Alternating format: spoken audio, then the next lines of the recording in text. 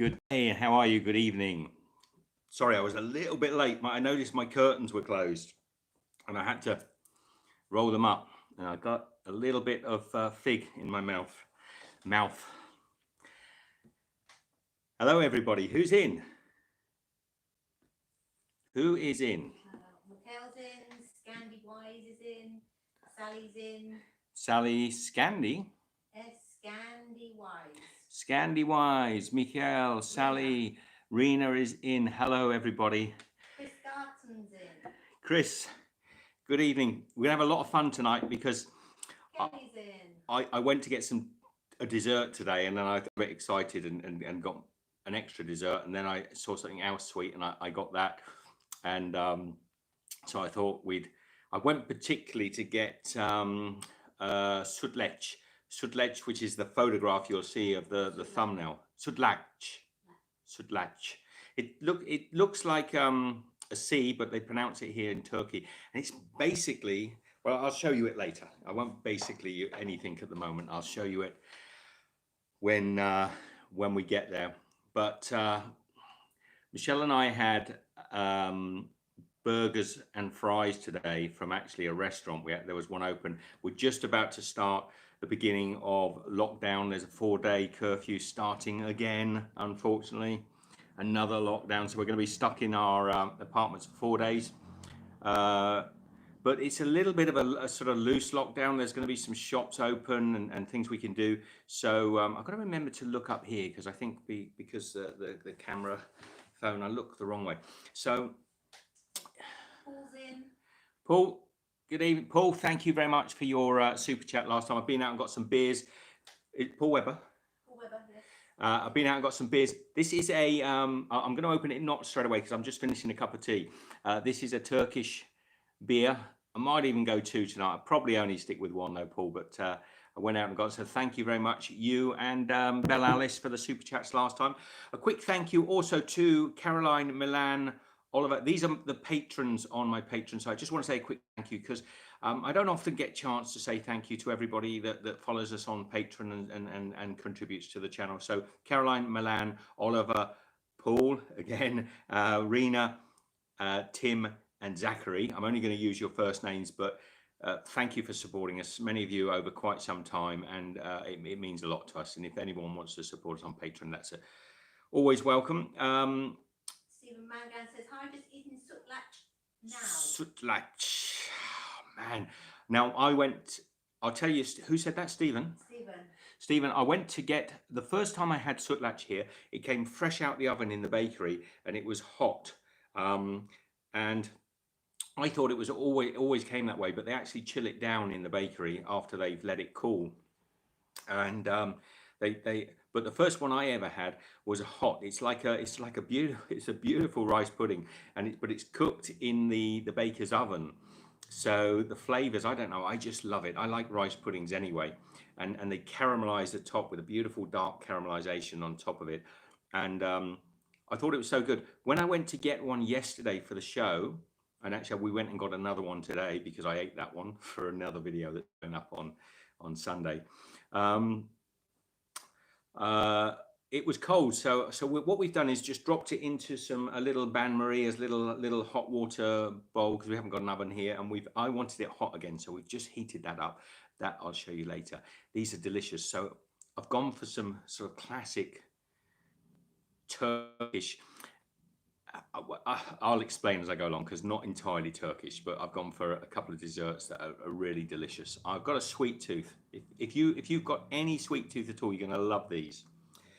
Luke Wooden says, hi, Steve. Hey, Luke, how are you? Serkan Turan said, hi, Steve, greetings from your neighbour. Hey, Serkan. And the best beer in Turkey, what you've got there, apparently? This beer is apparently a Istanbul brewed beer. It's called Bomonti Filtresi. So this one here, I don't think I've had this one before. I might have done, but I don't recognize it. I've got a feeling it would be a blonde. We'll open it up. Shall we open it up? Yeah, let's.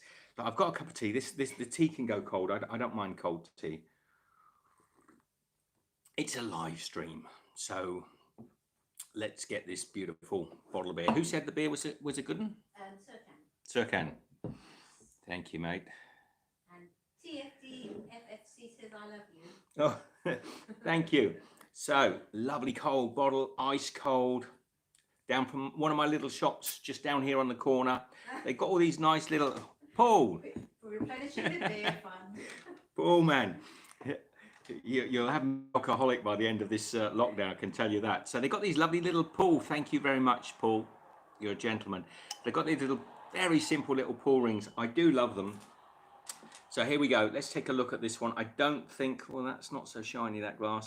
But Amy's in, says hi, Steve. Amy, how are you? Look at that. So it's a blonde beer. Is it cloudy at all?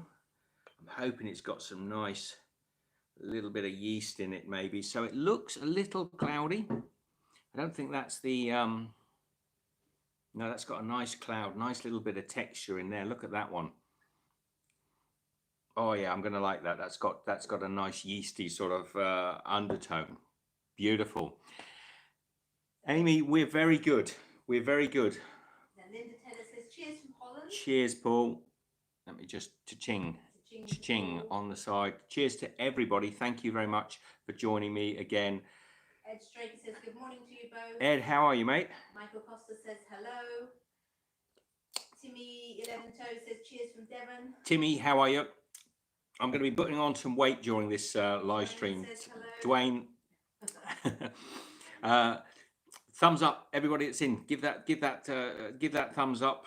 That's always a bit of fun. I don't know why, but it is. Yeah, that's nice. That's almost got a sort of Weiss beer. It's quite hopsy. Almost, yeah, possibly a little hopsy. A little bit like maybe a pale ale. Better than the last one? Oh, they're better than a straightforward lager. It's quite a nice beer, that, actually. Yeah, quite like that. So I met a neighbour of mine just now in the little store, and he was getting some beers for the weekend. So he was getting two bogs, and I said to him, can you recommend me any Turkish beers? And he said, oh, this one's good. And I said, that's Tuborg's not Turkish. I think Tuborg is, you might have to correct me, it's either Scandinavian or German. But anyway, I got one anyway, because it did look like a nice beer. So, are you making notes to me down here, Michelle? Well, yeah, if you want to put on there. I went out. So Ray Stewart says, evening everyone. Hope you're well. We are very good. We're very good. So I went out today to get goulash. Goulash is a dessert I didn't manage to get. It was the goulash we couldn't get, wasn't it? Yes. And goulash is like a layered milk pudding with walnuts in it. At least my guy, he layers walnuts, rose water, milk, and into this sort of thin pastry. Sometimes they put pomegranates. I don't think our guy puts pomegranate on it though. And I couldn't get it, so I might try and get it for another live stream. It's a really delicious pudding, but I couldn't get it. So what I got instead was a pudding that is really popular here in Turkey, but I think it's technically a Spanish pudding because it's tres leche.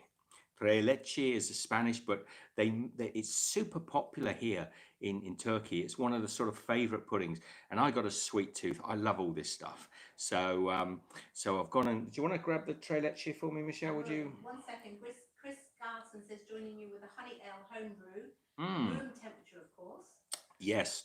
And Arthur Larson says hello from still lockdown Lancaster, Pennsylvania. Lancashire or Lancaster? Let me have a look. Pennsylvania. I think Lancaster, is it? Do you want a plate too to have it just like that? I'm going to have it. I'll tell you why I'm going to have it just like that, Michelle. I'll show you in a second. Because when I bought this today, they pop it into this little plastic thing, but it touches the sides. So this is the tres leche cake. This is 3 milks. So it's evaporated milk, condensed milk, and heavy uch,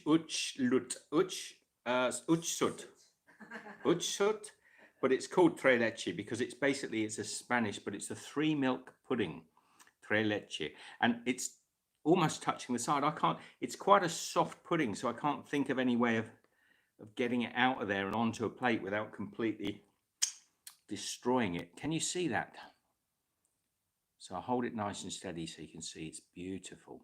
And on the sides, it's almost like a bread pudding. Sides, it's got this. So Susie says, where did you buy the tres leches from? I bought it. What I'll do is later I'll put it in. I'll put the link because it's a great little shop. It's a bakery not far from us, just down the hill from us, and he's does some of my favourite desserts. He's a pretty good baker as well, but I tend to use my local little baker. So look at that. So it's thick. It's like almost got milk. You can see at the bottom there, it's got this sort of liquid. The milk sort of dripped through. Where do you live, Susie? I don't live anywhere. We live on the road at the moment. That's a hard one to answer. We're actually in Serkan. Where are we? What area? Beyglu? Beyglu. So Stephen says, if I remember right, Bomonti beer was founded in Istanbul in late 19th century by a couple of brothers from Switzerland. Nice. Well, that would make good sense, and that's probably why this beer reminds me of a Weiss beer, a little bit of like a Weiss beer, German Weiss beer. Susie wants to know where the bakery is. Where's in Istanbul? The bakery is in Istanbul. It's not far from. I don't know the suburb. It's near Beygulu. And I'm probably saying that wrong, but I will put the actual location in the description. I can't do it just now because it's on my phone. Great bakery, great desserts. So yeah, if there were a couple of Swiss brothers? Yes. It's a nice beer actually. So it's to say it's got a little bit of cloudiness. Whether that's got some yeast in it. Let me have a look at the bottom of the bottle. See if there's any yeast.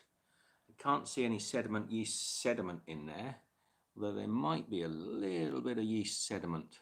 You're asking about Tuborg beer, and it's from Denmark. I thought it was Scandinavian. My brain was thinking German, but I thought Scandinavian. Hello, Ruth. How are you? So we're going to tuck into this tre leche, and am I going to save any for Michelle or not? Yes. Yes. Stephen says very nice tre leche. Oh, they also do a caramelized milk pudding called Dibi. I'm trying to read. There's Michelle, by the way. There's the person that's trying to steal my tre leche cake. There are shops that specialise in just different types of milk puddings to eat in or take away. I'm starting to discover the desserts of Istanbul, and I'm really enjoying what I've had so far. I love those sort of rich, creamy flavours. My favourite one I'm going to save till... Well, no. I've got at least 3 because I've got here... Tammy's not in at the moment. She might. Sally, you've got to save me some. Sally, do you remember when I had these beautiful figs? I've got a nice big sack of dried figs. These figs, they're Turkish. Look at them. Look at those beautiful, soft, leathery, preserved figs.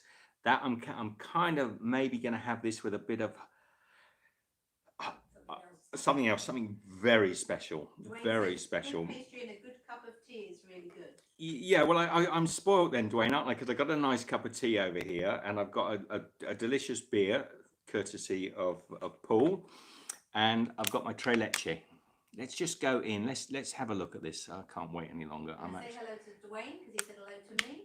Eddie said, I really love that candy shop you passed by in your last video. I have to limit my sugar these days now, but I was salivating to see all those candies and snacks. Oh, that was like one of those sort of crazy candy shops that do all the sort of traditional candies, but they also do some kind of, Willy Wonka style things. They do unusual size, like they do milk, the Coke bottles that are almost sort of like 3 or 4 inches big.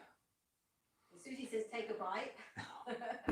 Susie, I'm trying, but you keep asking me questions. Paul wants to know what the alcohol percentage of the beer is. Susie. To see if it's strong or easy drinking. Susie, wait. This is, I didn't even check that.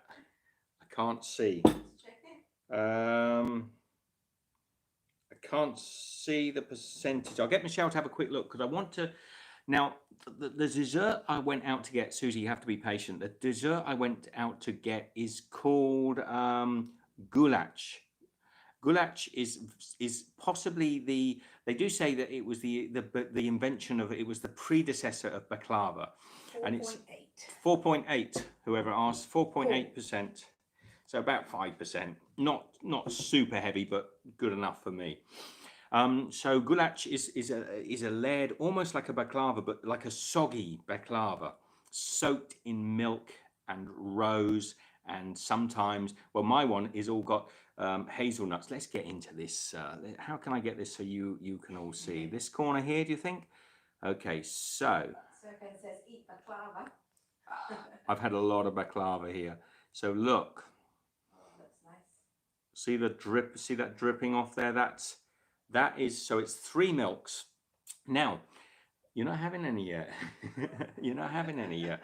I believe sometimes here they make it with 3 different types of milk, like goat's milk. It's traditional because it's become sheep's milk and cows, goats, and water buffaloes. So whether this one's cows, goats, and water buffalo, I don't know. Jasper Jones, how are you? I got to go for this. I got to. You go for that, and I'll read Chris's message out. Oh. The figs are great. I buy them here in the health store, imported from Turkey. Oh, they're good. Candy. Sham.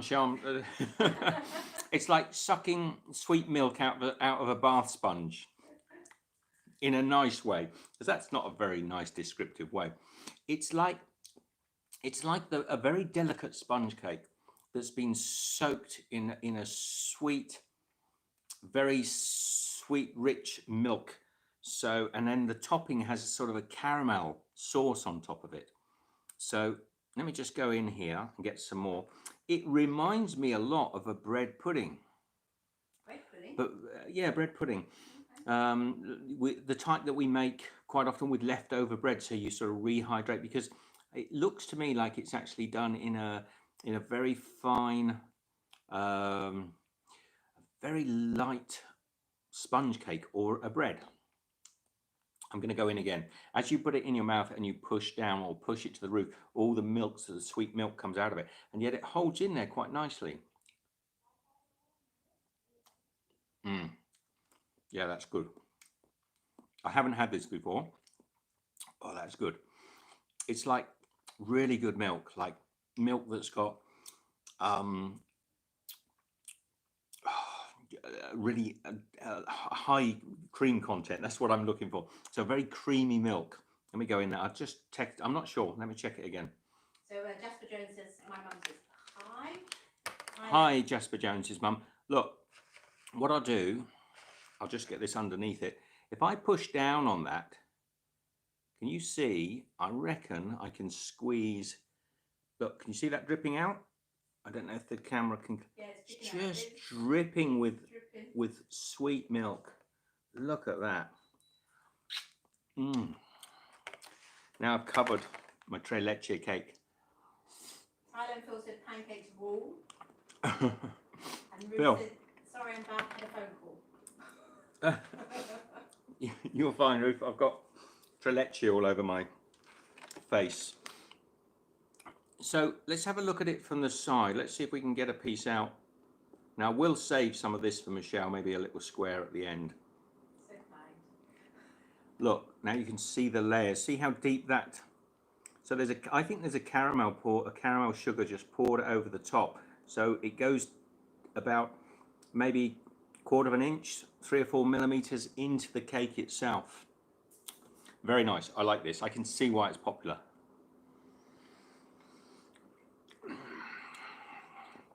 Goulash is mainly available, I think, during Ramadan. Yes, goulash is a Ramadan sweet dessert, so it's around at the moment, and I'm going to get some tomorrow, but I don't, or the next day. I'll get some if I can before Ramadan's out, so I can show you it.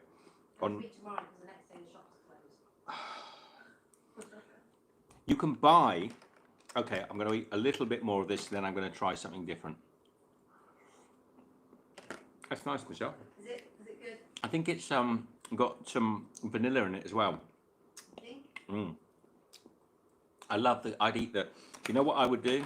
Like a kid would do. You know, a child how can I show this? This is not the best container. What we would do as a kid, we'd take all of that sticky caramel off the top, wouldn't we?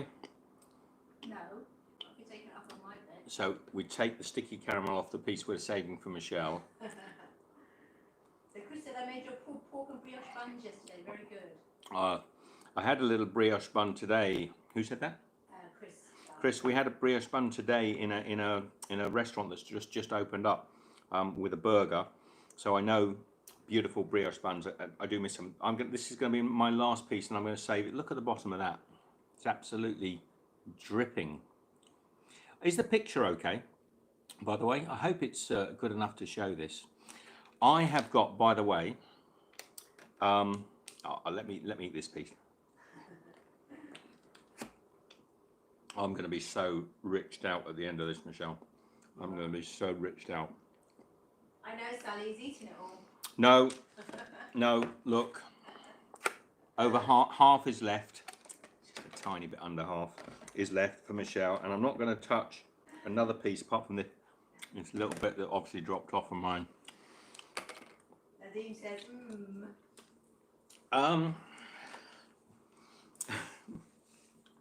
That is sticky as well. So I tell you what I got today. What is the name, Michelle? It's Kaymak? Oh yes, it was. Hang on, Kaymak. Kaymak. Kaymak. Who knows what Kaymak is? Now it's tricky because the guy explained to me, and as soon as he was telling me about it, I knew what it was. I think it's Kaymak. It could be Kaymach, but I think it's Kaymak. Kaymak is like clotted cream. It's like the Turkish version of a clotted cream. I have not tasted it, but I bought some today and I'm going to taste it. It's bizarre because we're going to taste it together. 2323. Yeah, Serkan just given Chris the time here. Okay, 20. Serkan also says you have to make a video with Adana kebab. Absolutely, Serkan. That's another story. We'll do a savoury one, Serkan, at some point. Now, The Thailand Phil says a type of canoe. what is? Phil, are you having Kaymak? It is a type of canoe. It is actually a Turkish clotted cream. Right, Stephen. It is a Turkish clotted cream. It is a Turkish clotted cream. And it was relatively expensive. Let me just... Could you pass the whole packet over, Michelle, so I can... let me just swap. I'll swap this out for you. I'll give you your tres leche cake, which I know you've been looking forward to. Thank you. And this is my Kaymak. So, rustle, rustle, rustle. Quite expensive for, well, I probably got quite a lot of it. But I've got to take the top off of this. It is a Turkish clotted cream. Let me just pop that down there. But it looks almost fibrous. Now it's washing out. Can you see that? Can people see that? Very easy to make, Stephen, is it? Well, clotted cream is not so easy to make. So if this comes close, I'm a clotted cream aficionado. What I don't know about clotted cream isn't worth knowing. So, and I say that most modestly. But this apparently is generally served at breakfast times with, drum roll please, that's a bit of a naff drum roll, Stephen, with honeycomb honey. Look at this. So Eddie says it looks a bit like cheese, feta. It did actually. It looked a bit like goulash, and I thought it was the goulash. So this is a big slab of honeycomb. And I don't want to tip it anymore, otherwise my keyboard's going to be covered in honey. So what you would do, I'm probably going to change the camera angle so you can see what I'm up to. Let's just see what this. I think I'll go with a fork. Let me just try a tiny piece of this clotted cream. It seems odd, right? Because for me, I would like this with a nice fruit scone. Or a plain scone, but I like fruit scones, or even a white chocolate and cranberry scone that Michelle and I often used to make. Let me just try it. I've never had this before. Kaymak, not kayak, but Kaymak. Phil, behave yourself. Stephen says it's easier to make if you have a special pan to boil the raw milk in. Okay. Bonnie says now I'm just salivating. Salivating. Yeah, okay. It's like clotted cream, though if anybody knows real clotted cream, it is nothing like clotted cream, but it is like clotted cream. But I can see where the comparison, I think the people that supplied this to me, it's a little shop, I think it's a very good artisan style of cream. It's very nice. It's very nice. Rich, but that's not the way I want to have it. So that's just cream, isn't it? I'm eating cream, but it's nice. It's got has a texture running through it like clotted cream. I can't spoil it and drink the beer. I think that would destroy it at the moment. I think I need to have the tea. Let's put the beer down here. The beer will come back in a minute. Because of the fatty content of that cream, it tastes a tiny bit like sour cream. I think this, if I'm not mistaken, this is made by a heating method of sort of boiling and a reduction, a bit like reducing down a cream. I haven't studied it yet, so forgive me for not knowing exactly how it works. But it's left to chill and mildly ferment. Okay. Let me just get the camera if I can. Now you might fall over. Whoops, you have fallen over. Michelle, come over here and hold this onto the plate. Okay, we're gonna change the thing. You're gonna have Michelle showing. So okay. Down here. Okay. Okay. So what I want to do, if you've got a good angle, is we're going to take Hi, Sir Ken. we're going to take a nice lump of this clotted cream, just pop it onto this almost clean plate. Eddie said we did a face plant there. So we did. You did a face plant. Yeah, sorry about that. And oh, I wanted the spoon for the honey. I wanted the spoon clean for the honey. Okay. So that's all right. I'll go with the fork for the honey. So let's get my honeycomb. Come a bit wider, Michelle. Well, I'm just going to get the honey. Get the honeycomb. The honey. I absolutely adore this honeycomb. Or your hand. Look at this honeycomb. Look at that. Okay, so I'm just going to put honeycomb and honey over the cream. Could you spoon that honey with that fork? Okay. So you can see what I've got there is this beautiful honeycomb and this clotted cream. Now that is a match. That is a match made. Where are you all? Where have you gone? I face planted you into the table, and now I've banged your face first into the wall. Can you spoon back, or are you all right? Yeah, I'll get this spoon back if you don't mind. So this is Kaymak, and this is a brand of honey that's very popular here in Turkish. And what's honey in Turkish? Bal. Bal is the name for honey in Turkish, but this is a Kapatek honey. So you get the honeycomb, and this honeycomb has all the beautiful wax in it. I don't think it needs heating again, does it? It's not hot. Not hot. No. Michelle's heating up the next dessert. She also sounds like she's put a flamethrower on for a minute because our little gas stove. So look, we've got honey and clotted cream mixed together. I love this honey. I love this honey. So let's go for it. So Ray says Turkish coffee and Kaymak is called baklava. No, it's not. I don't know. Turkish coffee and Kaymak is called baklava. Are you sure you've read that as baklava? Mm-hmm. No, baklava is Turkish coffee. Well, I'm not going to correct you on it. Someone else can do. But baklava is a sort of sheet pastry, a sweet sheaf. The wax is very edible. This is one of the healthiest, full of great minerals, great essential. What's the word I'm looking for? Things. It's got good things in it. Bonnie says the honey looks divine.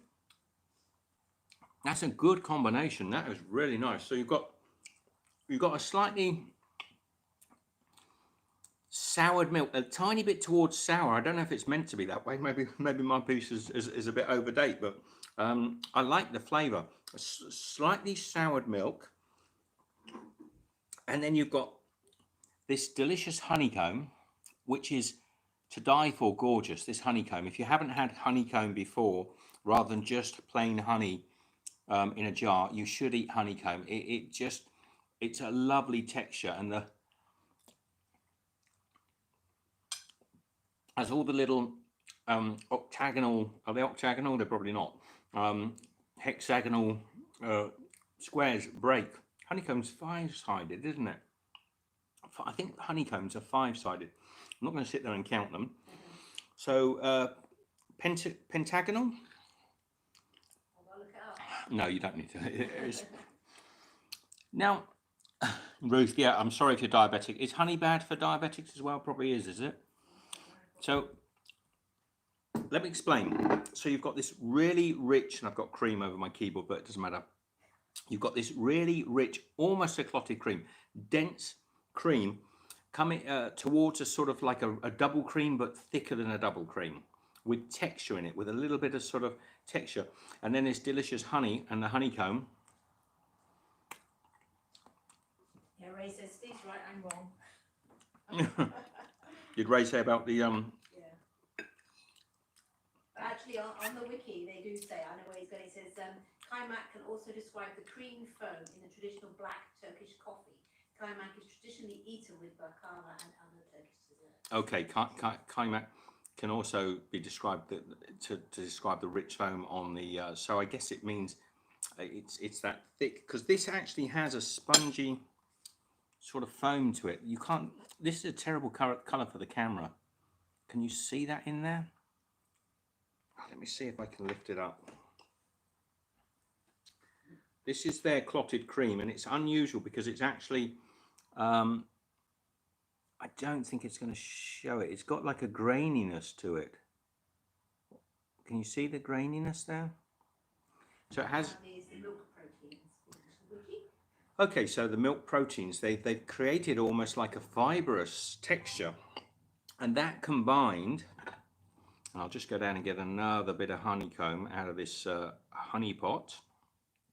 Thailand Phil said, never knew one can eat wax honeycomb. Oh yes, Thailand Phil. It's one of the healthiest parts of the honey. It's got essential sort of amino acid, not amino acids, but it's got. There's the honeycomb. It is waxy, Phil. There's a way of eating it. If you squeeze all the honey out and you end up with a piece of candle wax in your mouth, and you sort of chewing it around, you end up with this big lump of candle wax in your mouth. But you can still eat that. You can still eat that, but the way is to sort of like let it go down with the honey. As Wayne says, what does honeycomb taste like? It tastes like candle wax, like slightly flavoursome candle wax. The more you chew it, okay. Eat it with the honey still in Drop in my honeycomb, in it. Phil. You've made me. Look, now I've got honeycomb. I've got honeycomb, clotted cream, or Kaymak, clotted cream, and clotted cream. So that's going to be delicious.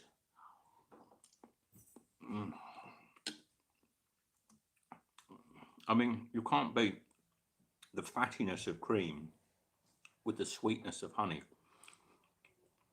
A match made in heaven. There's such a good combination. For me, now I could see that would be quite nice with some fresh bread in the morning. So in the morning, I might actually save some of that for later, and we'll have that in the morning. Bit of fresh bread, bit of it's what's Stephen saying there about? It's not quite the same as Cornish clotted cream, but it's somewhat easier to make. I think it requires raw milk with cream simmered and allowed to cool and skimmed off. It most certainly is not the same as clotted cream, and I'm going to say to my Turkish friends, clotted cream is better, but for me, because it's richer and more buttery. But this is delicious. But clotted cream for me is the best cream in the world. I mean, I love clotted cream fudge, and I love clotted cream with scones, but not the stuff you buy in the supermarket. If you've only ever had clotted cream from a supermarket, you actually haven't probably had clotted cream, real clotted cream. Thank you, Michelle's going to give me a wet wipe because I am a I sticky. can see him looking at me. I'm a sticky mess. One of our little wet wipes. All the little restaurants here in Turkey gave us these little wet wipes every time we eat. So I'll get all that sticky sugar off. That is nice. Wayne says, is there any treats made with honey and almonds in Turkey? There is, yes, there is. Oh, with almonds. There's lots made with almonds, and you can actually. Probably in the Turkish Delight shop they've got those ones are. Yeah, there's many desserts made with honey. It's a very common ingredient to be used in here, and I think I can't think of one at the moment, Dwayne, but I'll be studying a bit more the desserts. Now, cup of tea is going to cut through that nicely. The tea just melts the honeycomb, the honeycomb wax off of my teeth. That's nice, Michelle. You want to pop that just away for a moment, and we'll save that. I think I might have some of that tomorrow. I'll save that a little bit there as well. Oh no, let me finish this. Finish this last little bit on my plate. Did this have a lid now? Yes, but I've put it on the floor. It doesn't matter. It can go on the side for now. We will possibly put it in the fridge. The next dessert's a hot one. That is good. I'm going to try that 1 or 2 times more here in Turkey because I want to see if that was a good example of it or whether it gets better. Because I would say with the lockdown as it is, we're never sure, because a lot of the shops are not getting a lot of turnover. We're never sure quite how fresh. Well, that wasn't a good idea, was it? I've just gone and put a load of perfumed wet wipe over my mouth. So everything's going to taste like 4711. 47, was that the name of her perfume?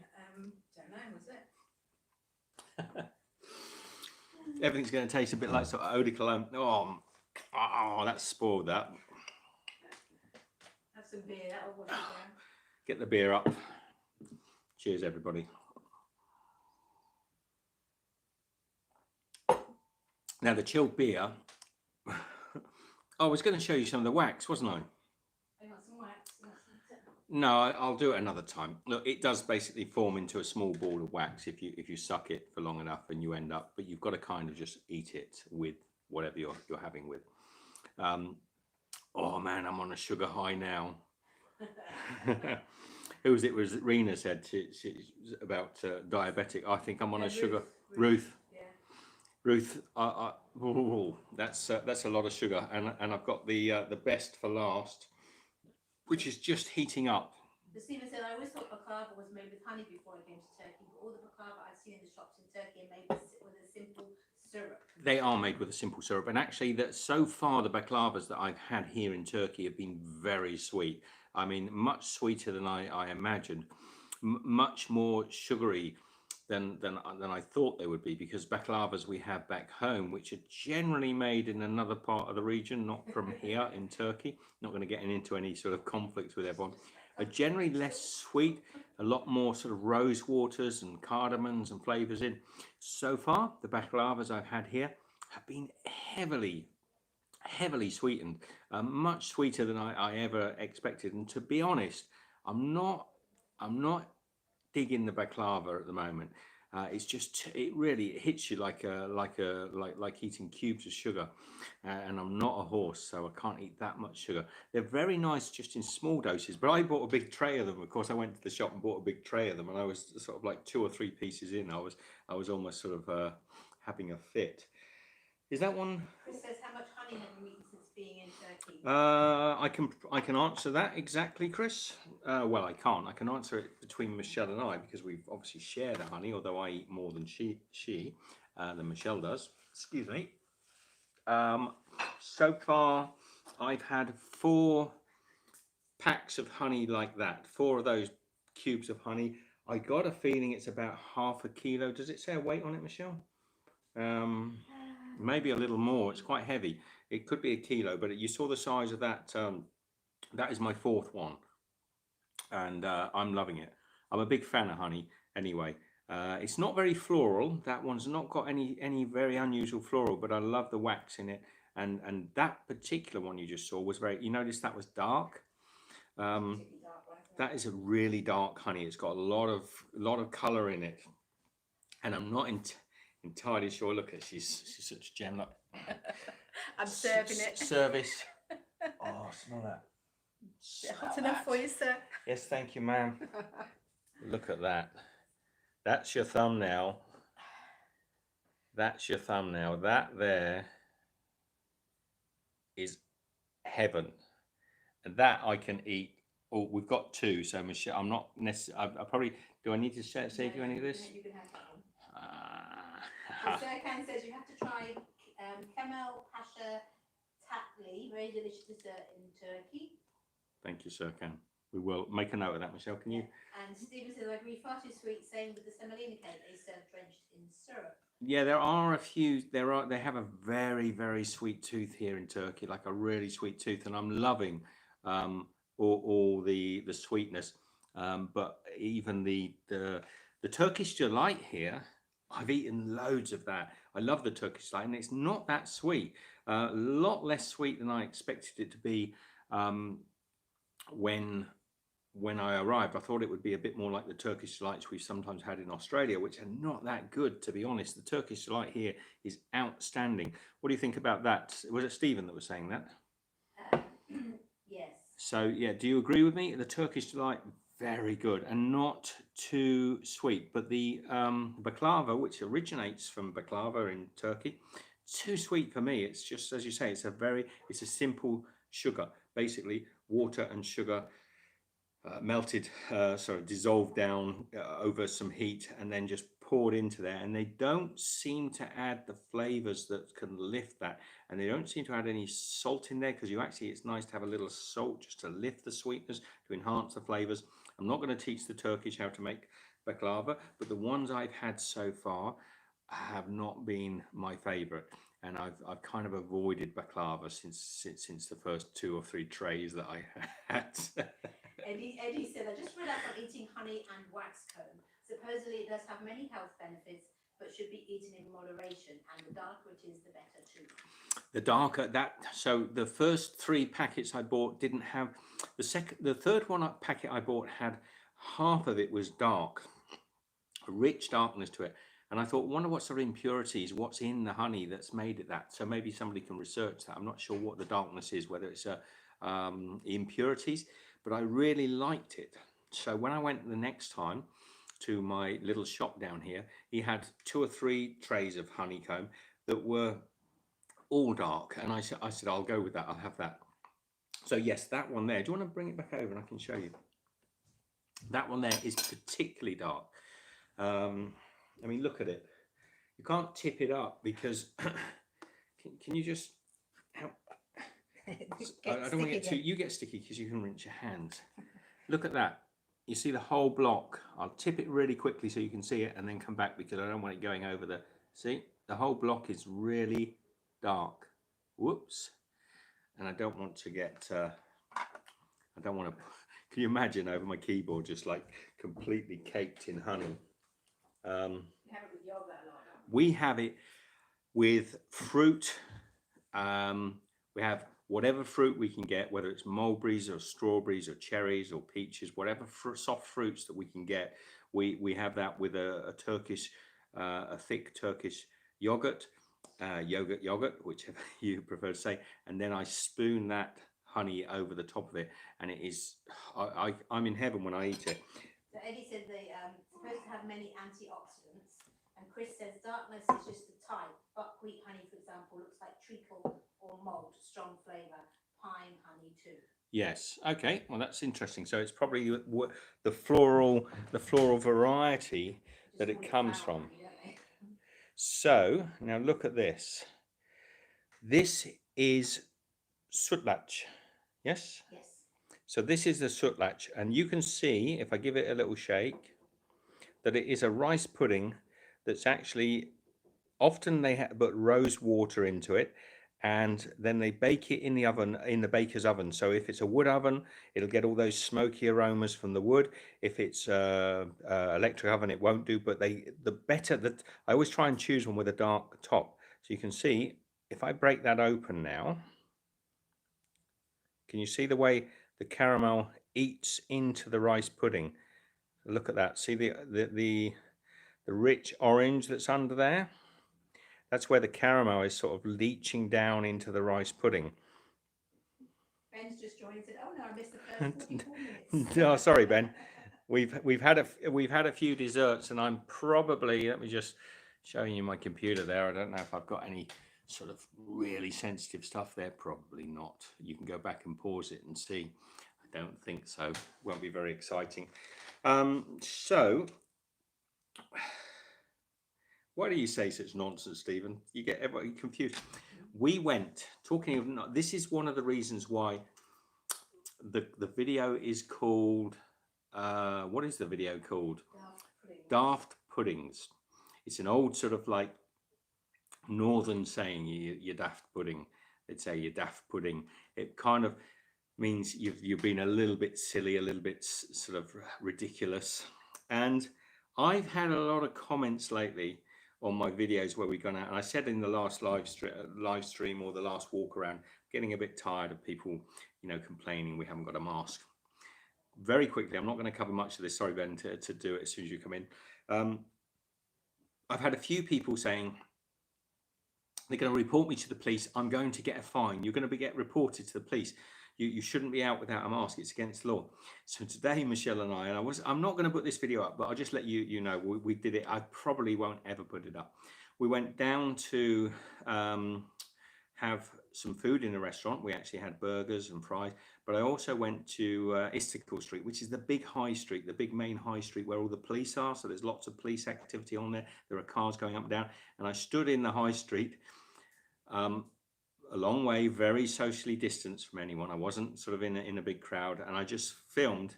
I had no mask on. I said, "There you are." I said, "There's a policeman just going past us. There's another policeman there." None of them are bothered. None of them are interested, because there is no rule and there is no law. There is nothing out there. They will not fine you for not wearing a mask out on the streets. It's a complete fallacy and a stupid thing to say. Not saying anything else about it. So look at that. I'm letting my pudding dry on my spoon. So I've got some of that delicious rich skin. They put, I think, rose water into this, or there's a flavor. It might, no, it's not rose water. It's possibly just vanilla, but I get a taste of cardamom from this. And I think it's, I don't know if our guys are putting cardamom in there. If I knew how to, the more I get to know him, I'll try and find out. He probably buys it from a big sort of like a cash and carry and heats them, but I hope not. I hope not. It's like, And it's so good. I've heated it up because the first time I went down to buy this off of him, I'll keep it on the plate. I'm such a wuss. The first time I went to buy it, it had just come out of the oven, and it was a really hot one. Even when I got back up the big hill that we come down a big hill to get, even when I got to the apartment, it was still super hot, and it was so delicious. This one was already being chilled down, so we just popped it in a pan in some hot water and just boiled the pan, and it's heated the pudding up because I like it warm. You can't really see it, can you? It's not so good doing live streams because you can't get the camera angles, but there you go. There's that pudding. Sweet. It's sweet, but because it's got all that rich cream in there, it's not heavy like the baklava. It's Stephen says, "I like kunufi though. It's a shredded pastry, so with a layer of cheese which counteracts the sweetness and is lovely." I love kunufi also, and actually just down where we go to buy this, there's a good kunufi, and I'll show you that in another video if we get a chance, if they ever open. So there it is, my rich, beautiful Sutlac. Sut means milk. Lach, I'm not sure. Somebody will have to tell me. But it's basically a milk pudding. So Stephen says, "I think the basic recipe just has vanilla, but I suppose different places will add their own flavors." The basic recipe, Jen, that I understand is just a standard milk pudding. It's milk, vanilla, and rice, and then just baked in an oven to get that lovely thick. And just to prove I can tear the skin off a rice pudding, let's just take that bit of skin off there. And that's where all the sweetness is.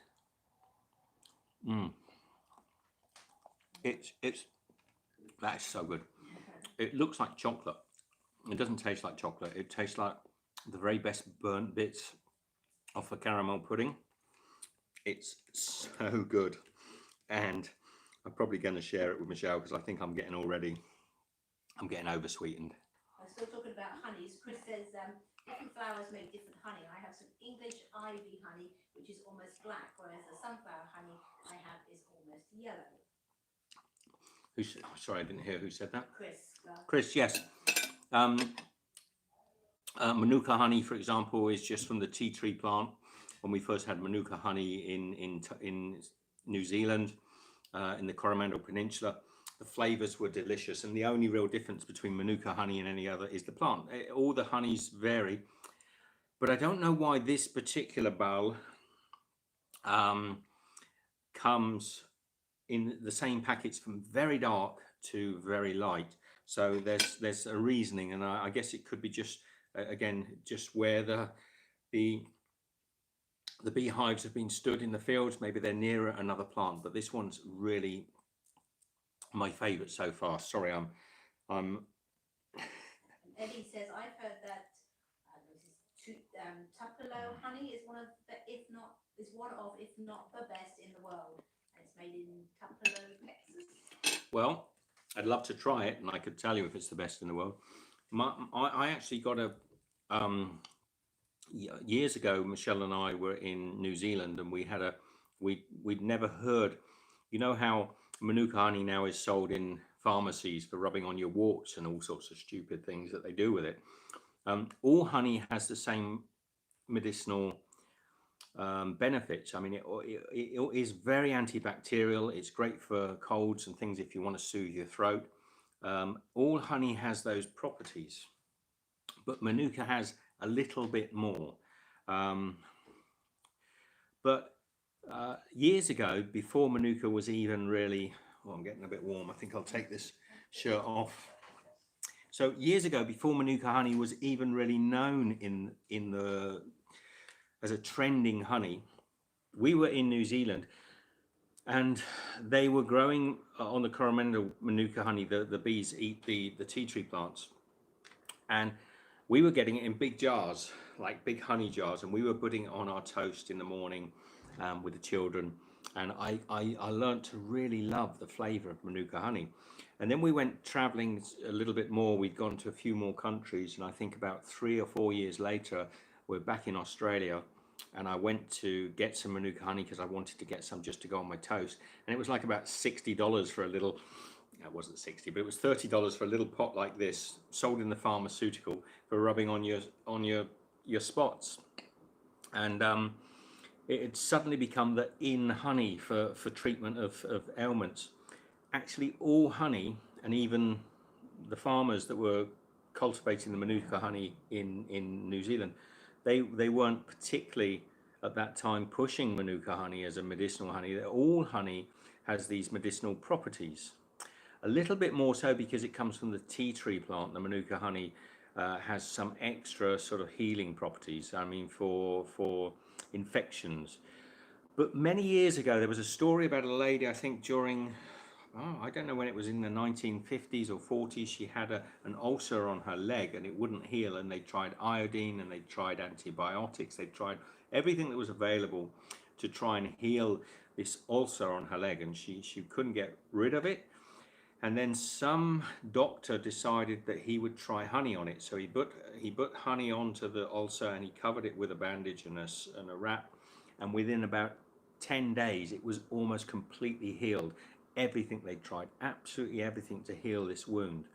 And we've kind of lost the knowledge of these things.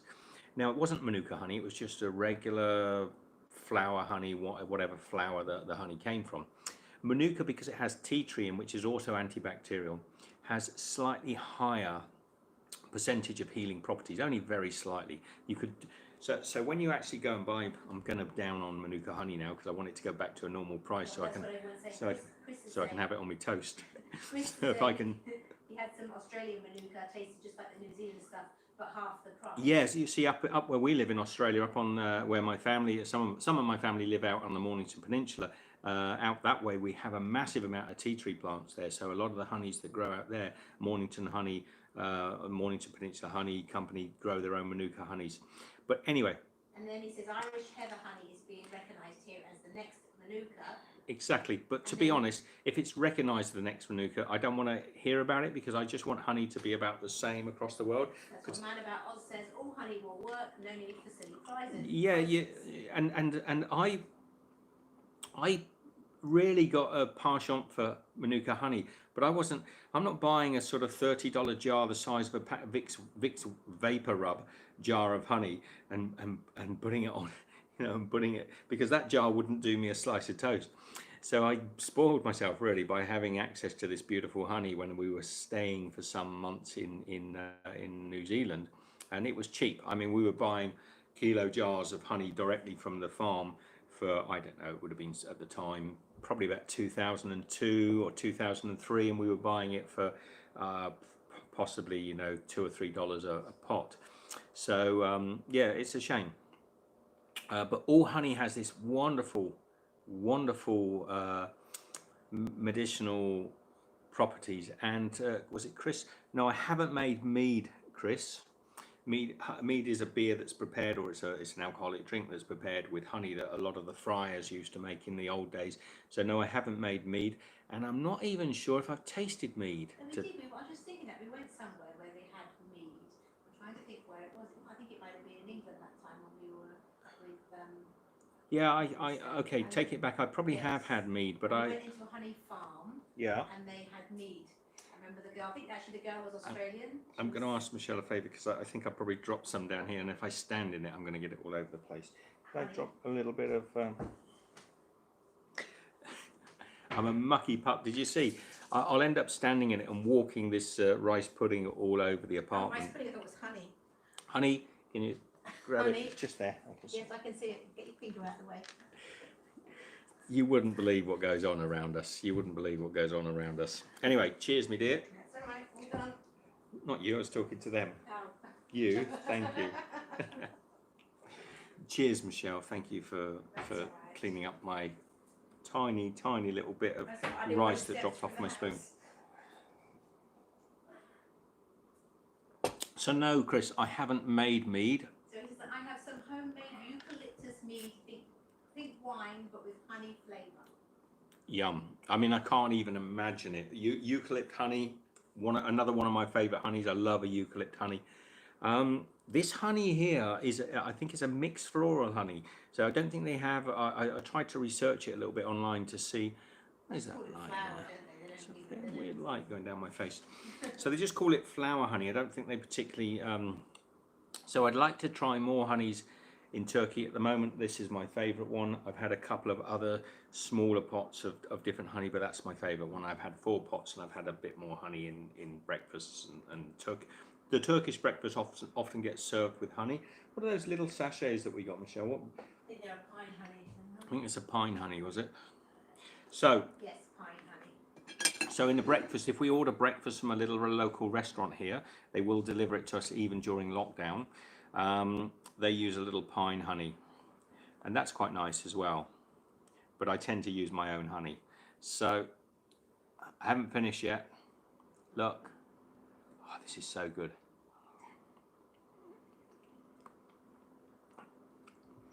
Rice pudding has to be one of the simplest puddings, and yet it's so delicious.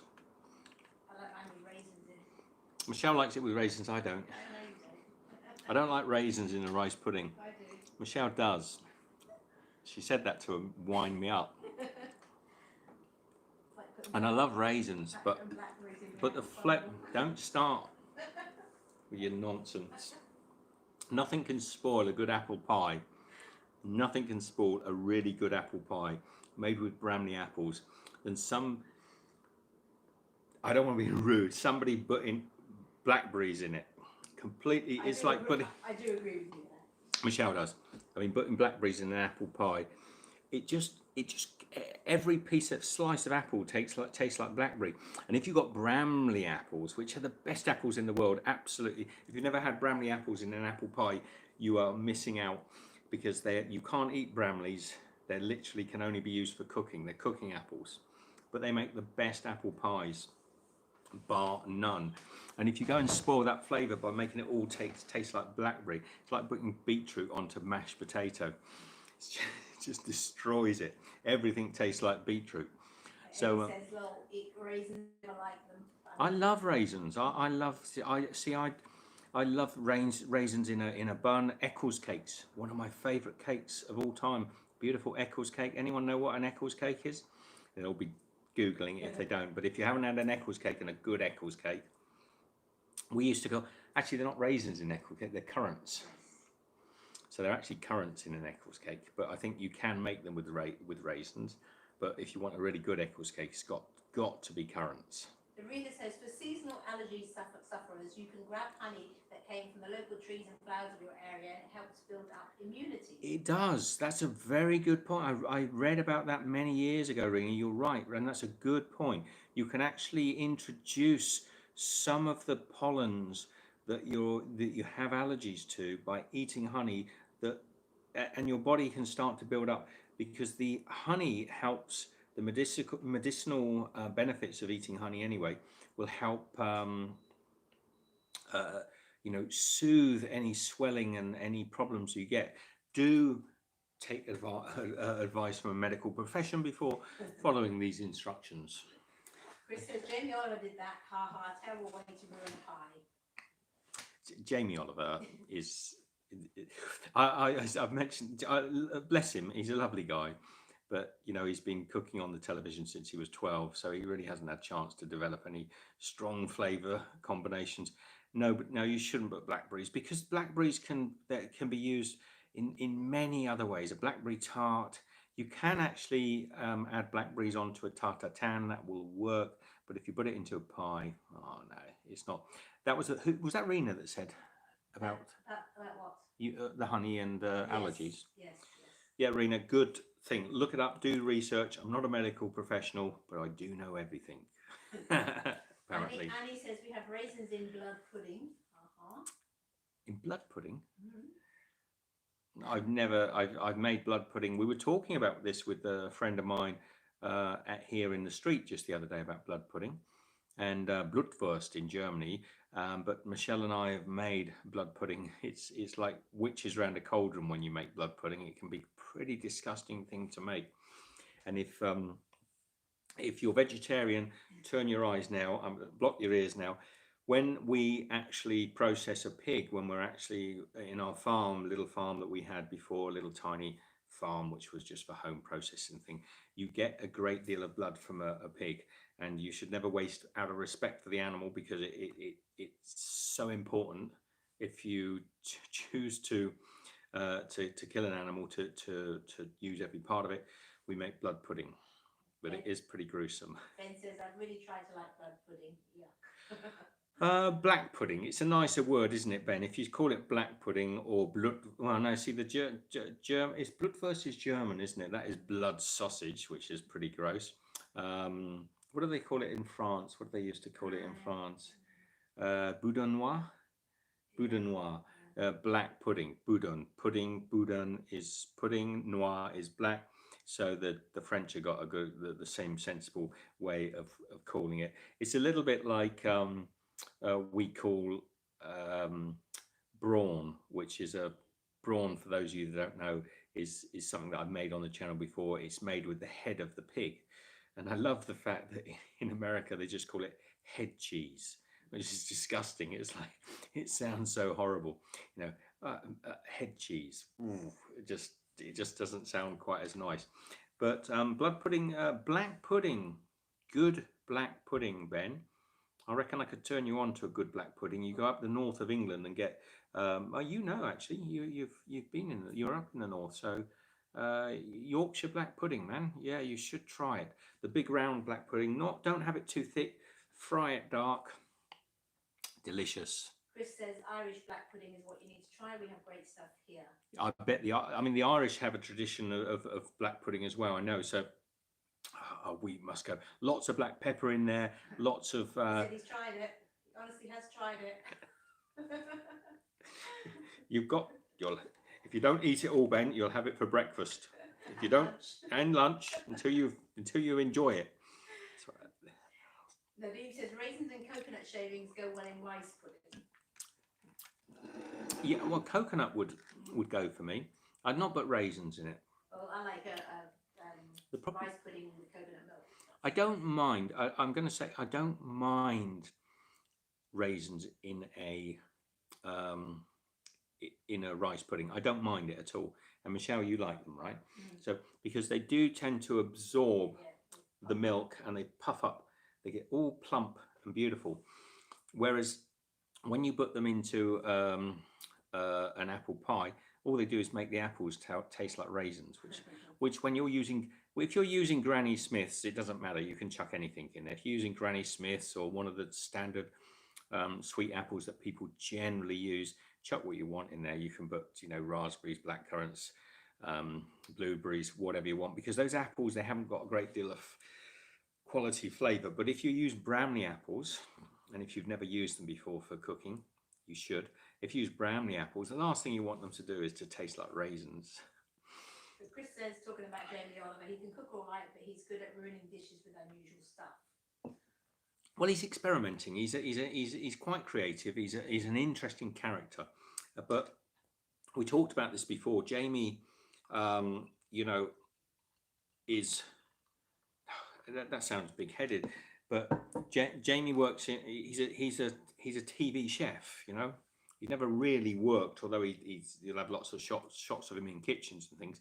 He had that first series, The Naked Chef, when he was in his teens, I think. So, and he's never stopped earning money out of television since then. So he's never had to work. So he does tend to. A lot of those guys that have come up that pathway have often. But I think actually Jamie's got some good skills, but he's much more of a good businessman than anything else. The guy's made he's absolutely minted. The money that they've earned with their brand is quite phenomenal. And I know they went bankrupt last year, the Jamie Oliver. Let's not talk about Jamie too much. But Dwayne says, I love head cheese. It's part of my upbringing as a Slavic person. Well, absolutely. I do too. Brawn, as we call it. Fromage de tête. You see, that's where the Americans got that name from. And a lot of names in America come from European names. And sometimes you'll see they've taken from the British, English, Anglo, Irish, whatever areas. And sometimes they've had them come through the Dutch words or the French word. So fromage de tête, which is cheese of the head, the French version for brawn, is where the Americans got the name head cheese from. So, and it could even be, I'm not sure what the Spanish root. Everybody has these in there because in their history, almost every culture has something similar to this, because people were very aware when they had to kill an animal, and you don't kill a pig very often, maybe twice a year at most. If you're a family or a farmer, you don't need a pig. Goes a long way. It'll serve a family of medium-sized family. It'll serve them for a good 6 months to 8 months. So they would never waste anything, and that's the way Michelle and I were when we used one of our pigs to create food. We would make bacon and Parma hams and sausages and blood puddings and guanciale and everything. So you never waste any. Chin chin. Cheers, everybody. So Annie says, talking about the blood sausage, ours is sweet and I fry it with bacon. Yeah, bacon goes very well with bacon. And Eddie Sweet. says, regular cheese for me, thanks. A nice brie or cheddar. I mean, Vermont is known for Cabot cheddar. I love halloumi, cheese, Swiss and blue cheese and more. I love all cheese. That's one of my weaknesses. A good glass of red wine, some cheese. I would love it. Some crackers. There's not, from what I know at the moment, and forgive me people if you come in later and watch this from Turkey, there's not a massive, there's not the cheese thing. I'm not feeling the cheese thing here in Turkey. There are cheeses, and I know a lot of people will say, oh yeah, we have cheeses, but there are just not the variety of cheeses that I've seen anyway. They do seem to be a lot of almost like what's like a mozzarella, like young mozzarellas and things. I'm probably wrong, and it may be just the areas of cheese, but I do love a good cheese. So when you talk about a lovely melted, a brie that's ripe, or a Roquefort, or Ben asked a question I was going to ask on one of your videos. Have you tried using sumac in your vegetable soup, Steve? Would it work? it would work, Ben, but it's not a flavour that I would particularly want to introduce to a vegetable soup because it's lemony. It has that sort of citrus flavour. So do I want that in my vegetable soup? I'm not sure I do. What do you think, Michelle? I would try it. Yeah. But sumac, to me, it's going to work. The sumac doesn't need cooking because it's quite. No, you can eat it raw, so it's lovely as a dressing. I think I wouldn't go and straight away and put sumac into my veggie soup. I'd probably just sprinkle it over the top and see what I think. But when you think about it, a rich sort of hearty country winter vegetable soup, do you want lemon in there? Do you want citrus in there? Orange peel? I don't think so. I don't think it would go well. I wouldn't jump at it, Ben. But I'm liking sumac. It's such a delicious flavour to put into other dishes. Goes really well with the cheese. We're this weekend we'll probably make another one of those cheese dishes. The the gozlami, whatever that we want to call that. Somebody did actually say I was right to call it a gozlami, but another at the same time people were telling me not to call it a gozlami. But we probably make it again this weekend, I would think, because the shop is open tomorrow morning, even though we're in lockdown. I don't know how we're going to get there because we're not allowed out. But so Paul says, I tried to make some bread to go with honey yesterday, but during the second rise, the dough flattened on the pan instead of rising upwards. Do you know why that happens? And Man About Oz says temperature, I think. Flattened in the bake. Can you just go through that? I'm very slow. Who's saying this? Paul. Yes. During the second rise, the dough flattened on the pan instead of rising upwards. On the pan. So I think when they went in to cook, maybe in the bake or before it went into the bake, because you possibly overprove if you've allowed it to sort of flatten. It's overproved, gone a little bit too far, and then it's sort of dropped down, which is hard to recover because the yeast has basically eaten all the carbohydrates it can.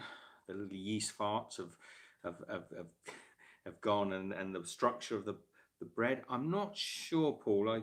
I need to think that one through.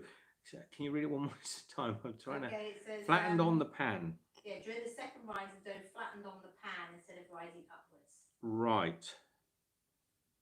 Which flour were you using? Before the bake. So the second rise. Right. Went into probably once he's put it into the pan. No, I think he's doing maybe a loaf on a base, and he's letting it so it's flattened down. So the structure of the gluten has gone. The yeast is maybe it's overproofed, Paul.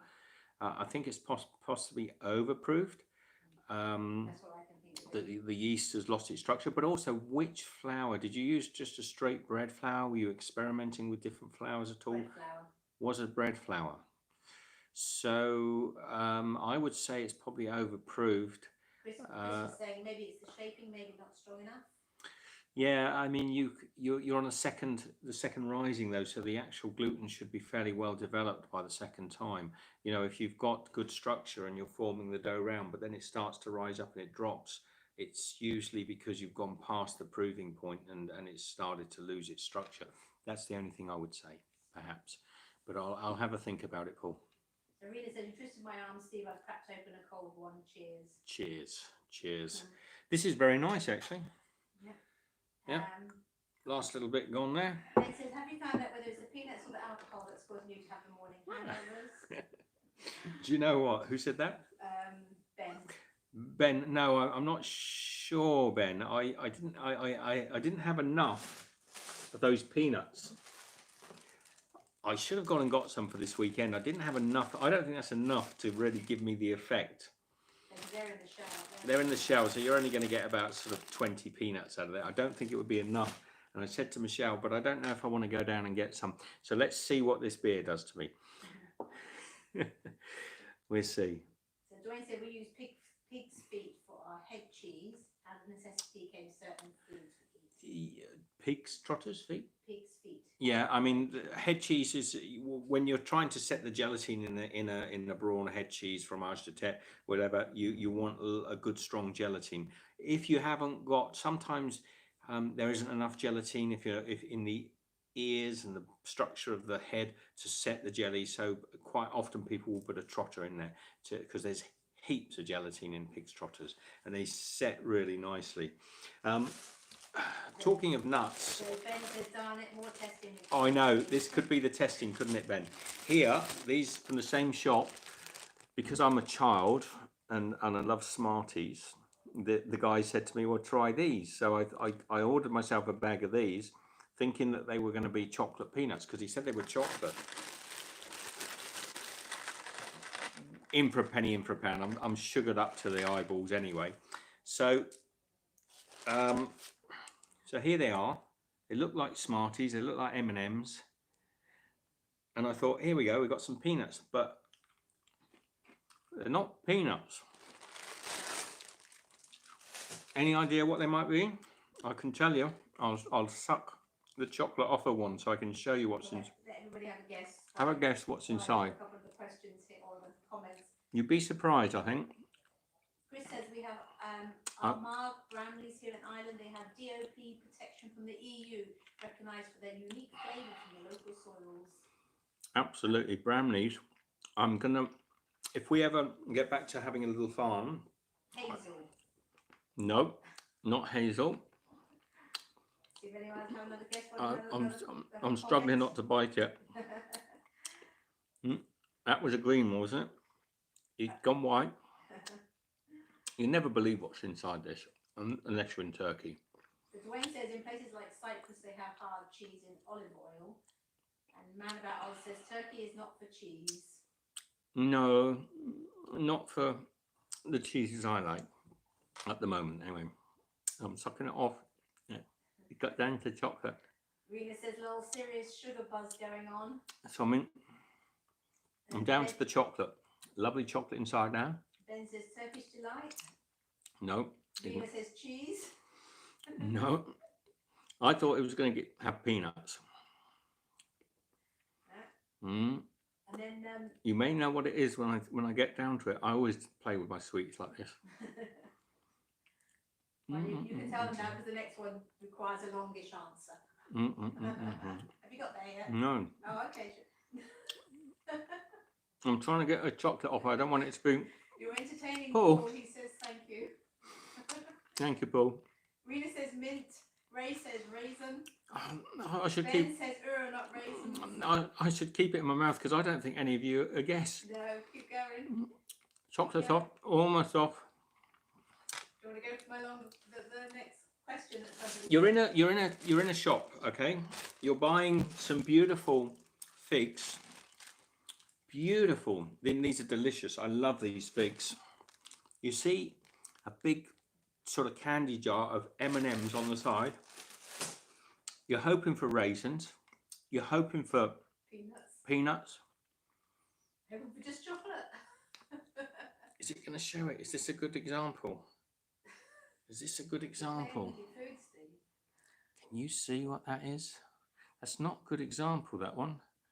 I have to do another one. I'll do another one. Dwayne says toffee. You're going to have to be patient. Do a white one. Dwayne asked earlier on, hang on. I recognised it as soon as I got it and got the chocolate off. You can try. Okay. Can you see what that is? Pistachios. Can you see what that is?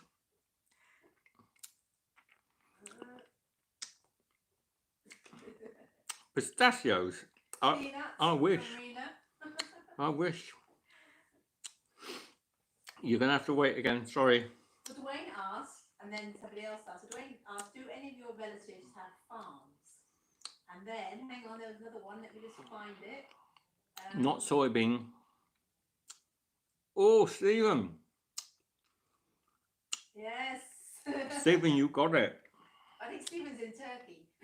Are you in Turkey, Stephen? I believe. It's a chickpea. It's got chickpeas inside it. Who put chickpeas inside chocolate?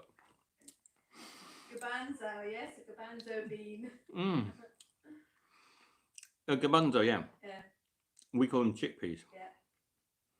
So now, hang on. That's the second person that says lebidi. Whoops. Michelle will Google that for us. I will. No, stop typing, people. Hang on.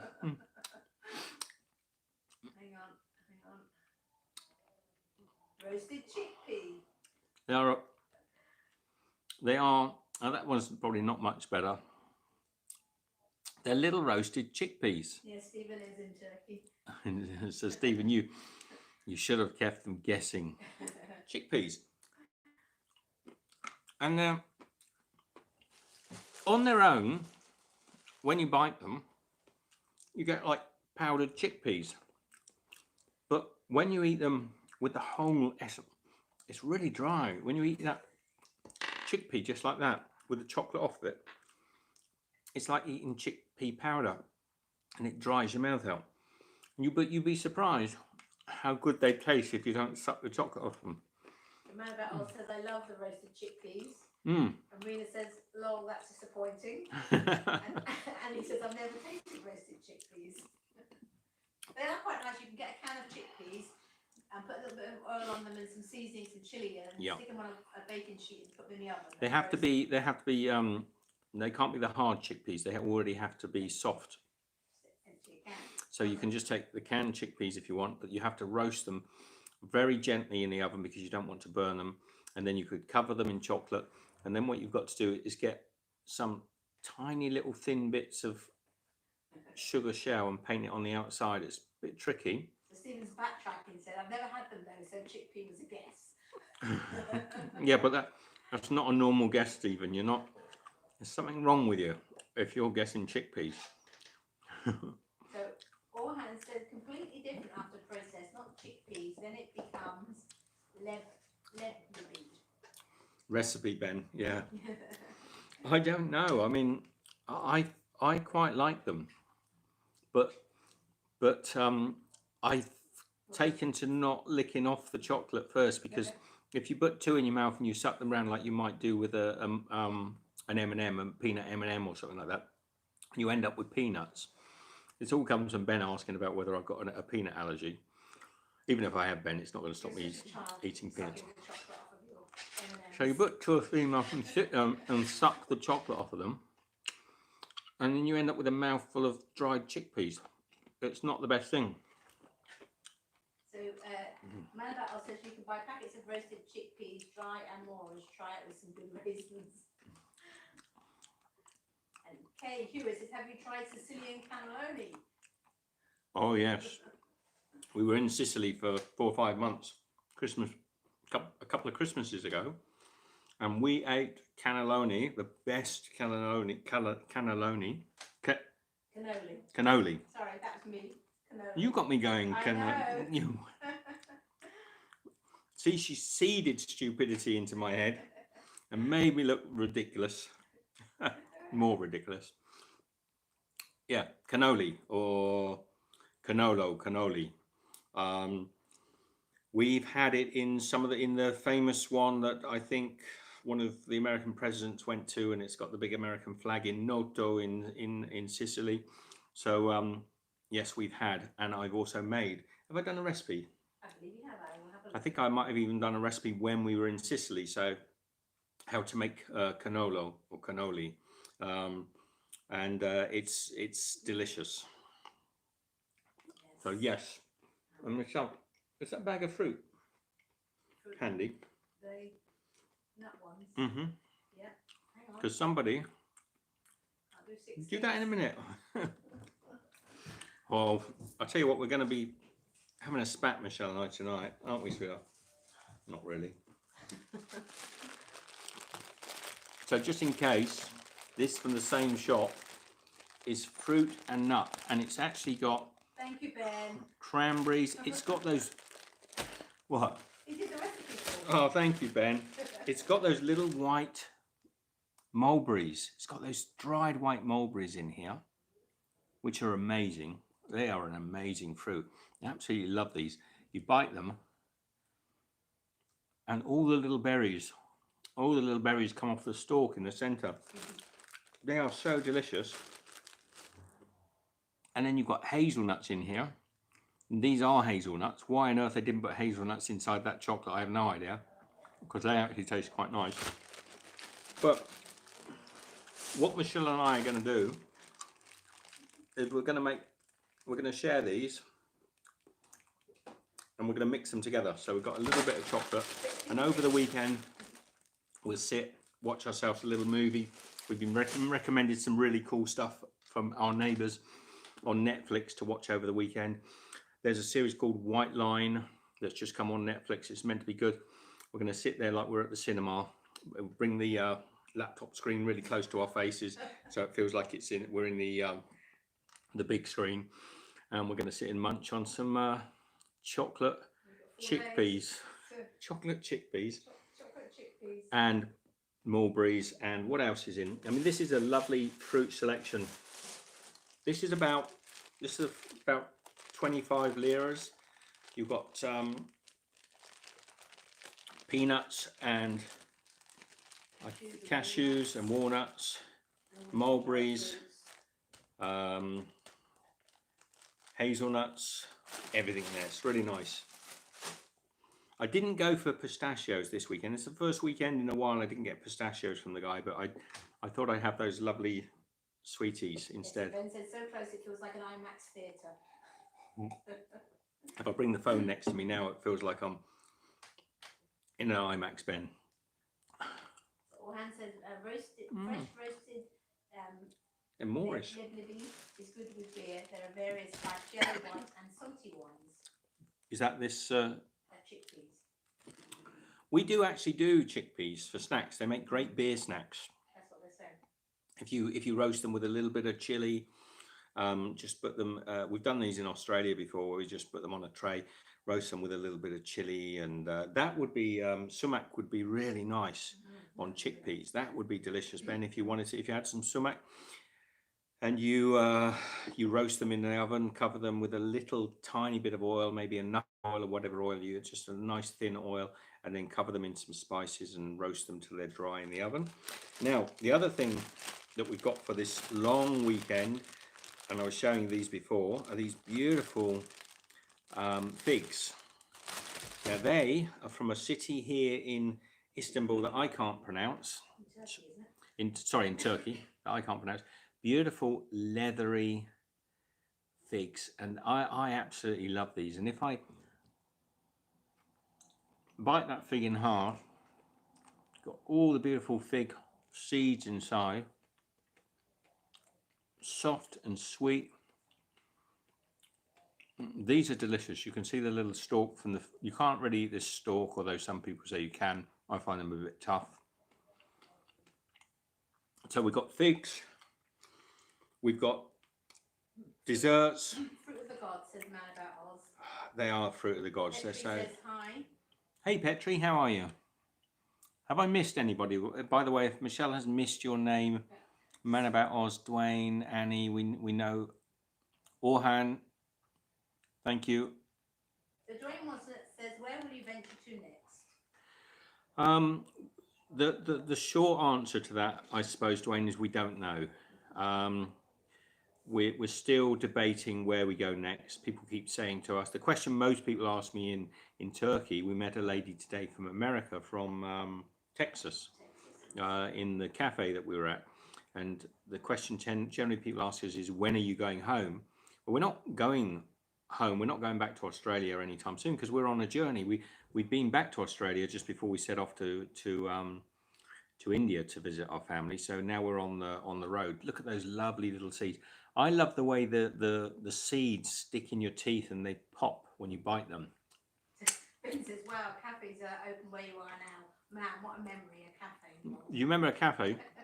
To be honest, they're not. Now, there is a cafe, and I can't tell you about it because I'd have to kill you. There's a cafe in the centre of Istanbul, and we went there, and he's doing steak burgers and chicken burgers with French fries, or chips as we would call them, with nicely seasoned. And I thought, well, that would be nice. And I was talking to him. I said, oh, they look nice, as you do when you're passing conversation with a cafe owner. And I said, but I don't really want to eat it on the street. So he said, come in. And he sent us upstairs. I'm not telling you where it is because he'd get into trouble. And he sent us upstairs, and we were able to sit upstairs and have he brought it up to us, the burgers and the fries, had a Coke and ayran. And you almost wanted to give him a hug, because it was the nicest thing to be able to go and sit down somewhere and have food. The other day when we did our big walk, there was nowhere to sit and have a coffee. And he's obviously doing it on a regular basis, because about 20 minutes, 30 minutes in, another lady came up to sit with us, an American lady. So there were two of us, but we were very, very, very social. I mean, we were talking to each other across about 8 tables. So safe as houses. And it was kind of nice. And actually it had balconies and windows facing out virtually into Istiklal Street. So you know where that is, right? You know where I am. I'm pretty much in the heart of Turkey. And while we're sat there, there's a police car. There's a police car sat outside, and they sort of have this horn. They do this really noisy horn.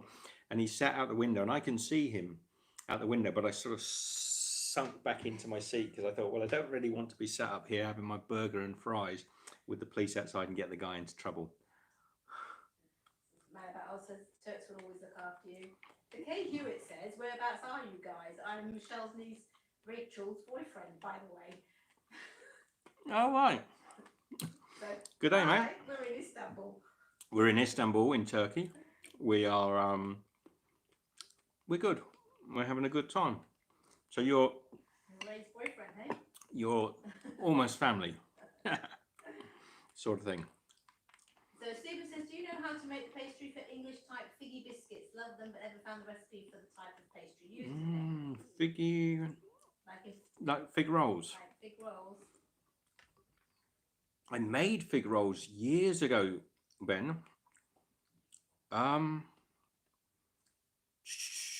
Is it? I mean, initially I'm thinking it's like a short crust or short crust pastry.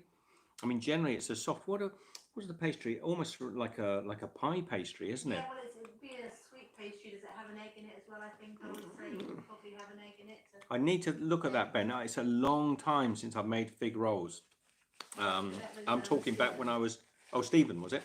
Sorry, Stephen. It's a long time since I've made fig rolls, and I think the pastry is a short. I guess it's something very similar to a short crust pastry, a bit like a pie pastry, but it has to be rolled fairly thin.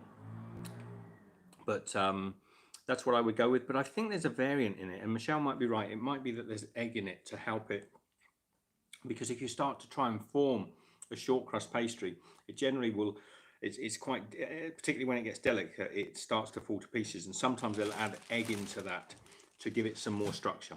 Yes. Do you want to do a quick check on that, just to make sure? A quick check in 1 second. We can check for you. You could ask Google, but you've asked me, so I'm going to try and give you the correct.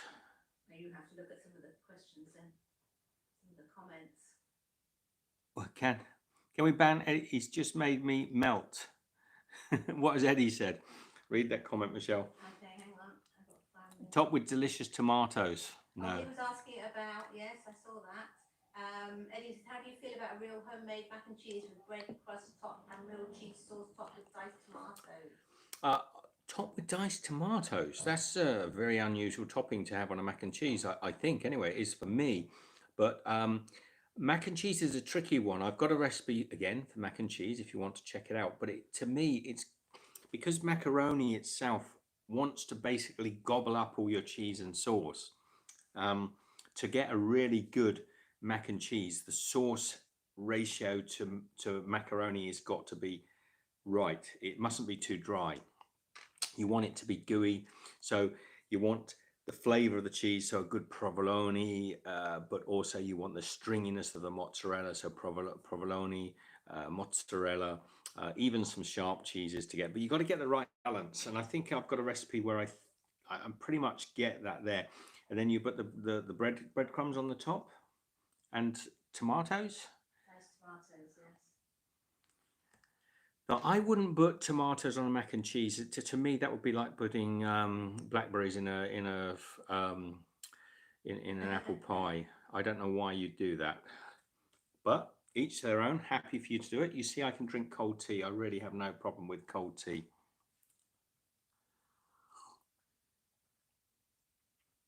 I can. I don't know what's Ben saying. I'm not a big fan of tomatoes, but the combination of flavours sounds interesting. No, I wouldn't. Say no to trying it. I wouldn't say no to trying, but I can kind of taste it already. You know, you've got a very hot. You've got a nice hot dish, creamy, thick. You've got all that sort of crunchiness, almost like a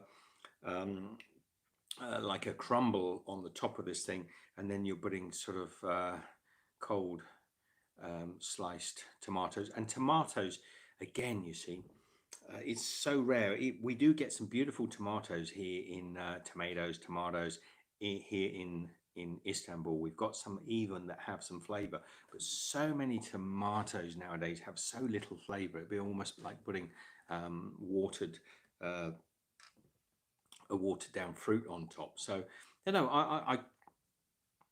I've not done that before, but whatever floats your boat. If you like tomatoes on top of your mac and cheese, but you know what I'm saying. Mac and cheese is all about having still plenty of sauce, even if you warm it up the next day. Just put the recipe up that we made. So that's the important thing. You know, if you don't finish off your mac and cheese and you go to get it the next day and it's like a sort of rubber bullet and nothing you can do will get it back. And by the way, you can add a little milk into it. That's about the only thing you can do to restore the mac and cheese, or maybe even better, some cream or some creme fraiche. Tomatoes have zero flavour, says man about that. I'm going to have to agree with you there. If you live in Australia and you want good tomatoes, grow your own, because they're so easy to grow in Australia. And if you can get a heirloom tomato, if you can get an heirloom tomato, which you can do, you can buy them online, grow them at home. You can start to find tomatoes that taste good. Our Australian ones in the supers over there in sort of Woolworths and Coles are disgraceful. The more vine they have on them, the more they look. I mean, you can leave them in the fridge for a month and then they never go off. So yeah, if you want to, when we were in, probably the nicest tomatoes I've had were in Italy. I think when we were in the north of Italy, and our friends, the fathers, have been growing different varieties of tomatoes, and they make all the sauce, you know, so they make the ragouts and the sauces, and they jar their tomato sauces every year. They have really good tomatoes and they have great flavors. And it says neither of our tomatoes, they don't grow them in soil anymore. I think that's why they're so tasteless. There are a lot of tomatoes grown now hydroponically, so I think it's quite common. I've told this story before. Forgive me if you've heard it once before, but I'll probably tell it a million times yet before the end of my life. When I was a young man, I went to a place in the south of England. I forget the name of it. I should look it up and try and get an accurate recollection. But they were basically a food research centre, and they used to have greenhouses. And I was doing some work for a guy, some sort of consultancy work, and he was just showing me the research centre.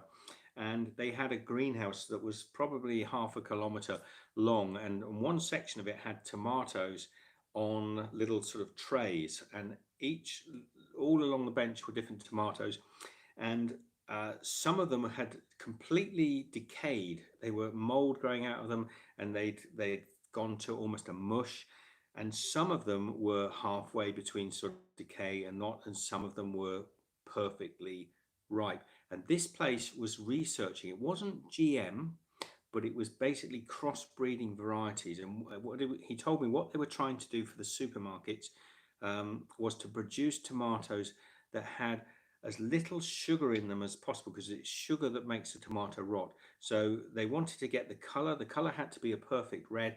They had to last. So basically they would put all the different varieties on these benches, and it was miles long. I mean, they were as long as you could see these places.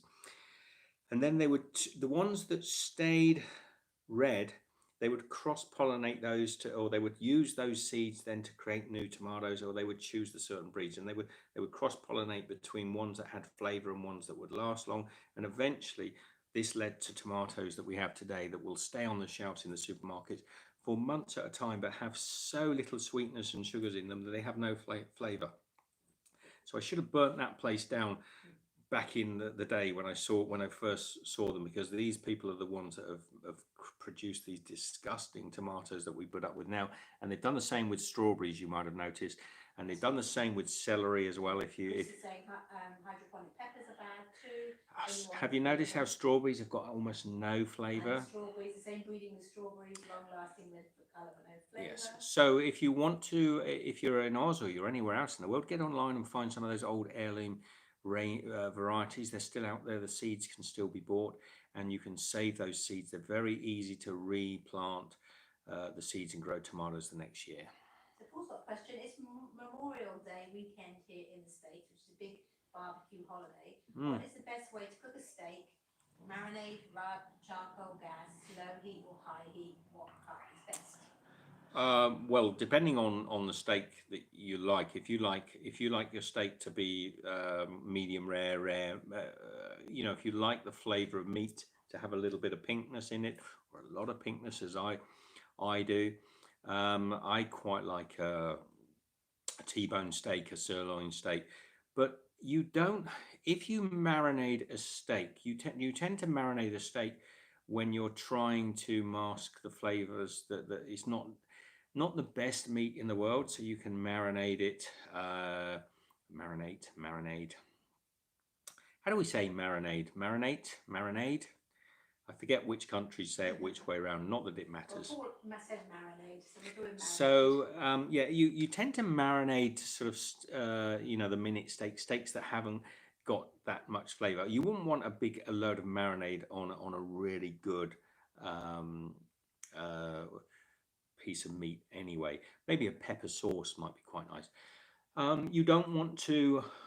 I personally, okay, if I was having a steak done, I don't want it overcooked. I want to seal it. I'd like to do it on a griddle, on a flat griddle. I don't always like to have it on an iron griddle with the lines. It works, but I'm happier to have it on a flat griddle so I can sear the surface of the steak. So what I would do is salt it, pepper if you like it, just before you use it. You mustn't put salt on too early on the meat because it will draw the moisture out. Sear it, seal it down.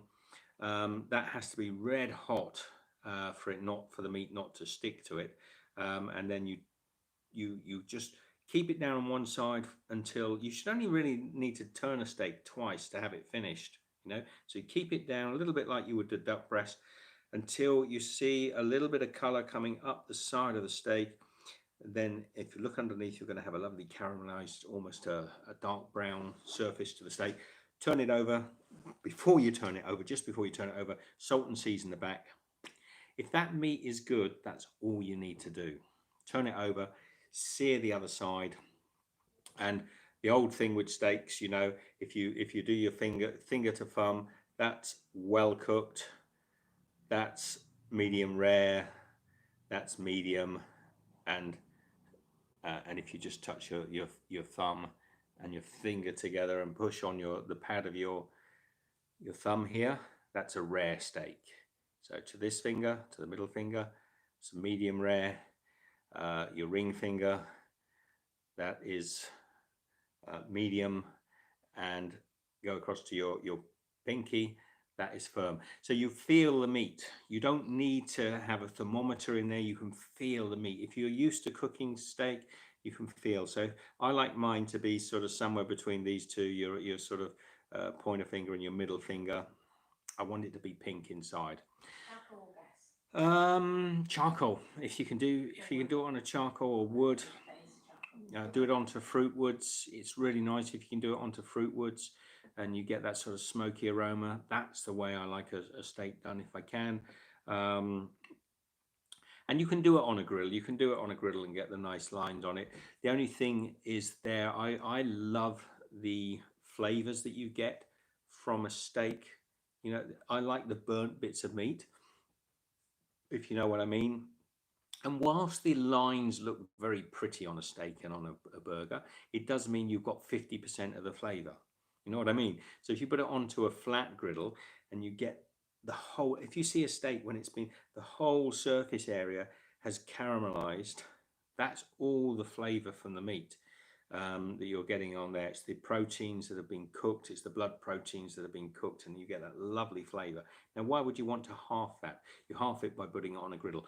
I do it myself quite often because it does look nice and it doesn't make a massive amount of difference. But the best way to do a steak is on a flat plate. Ben said it only took me 20 years to convince my mother to try medium rare steak. Guess what? She only has steak medium rare. Yeah, if you Before she only ate steak fully cooked, i.e. overcooked, yeah, like if look, I don't ever try and convince. If you're cooking steak for people, just let them. You kind of let them have it as they want, and most people does the medium rare well done thing is to do with blood. They're squeamish. It's this recent phenomenon. It's literally so very recent. It's only the last 50 years it's happened where people don't trim the fat off their bacon, don't want any blood in their meat. But my mum too, like leather, still does. But I tell you what, if you taste a good ribeye steak, good sirloin ribeye steak, T-bone. What was the one that the cowboy steaks in America? They're quite nice. They're almost like a. I mean, we share them. We bought what you Americans call cowboy steaks, and they're sort of about I don't know, about 2 inches, 3 inches thick maybe, and they're the size of a sort of like a clown's foot. They're kind of nice, and you just. I think ribeye at the moment, ribeye is my favorite at the moment, but it fluctuates. For many years, rump was my favorite steak. I couldn't get enough, of a good rump steak was possibly and still is because of historically when I was younger, that's the steak I wanted.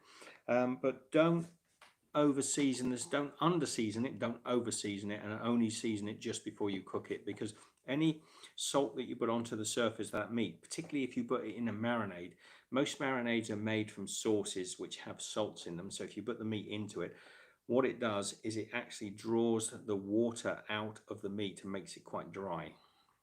So only do that with cheap cuts or chicken. Great lesson, Steve, about temperature. Thank you. I always use cast iron pan to sear my steaks, then off to the oven to finish. Yeah, you can do it in the oven. I mean, there's another way. Sous videing is quite popular, and it does create quite a nice steak. But it's a lot of faffing around sous videing. I mean, really, if you're just at home and you want to cook a steak, it's easier. Always do it, by the way, on a cast iron surface rather than a regular pan.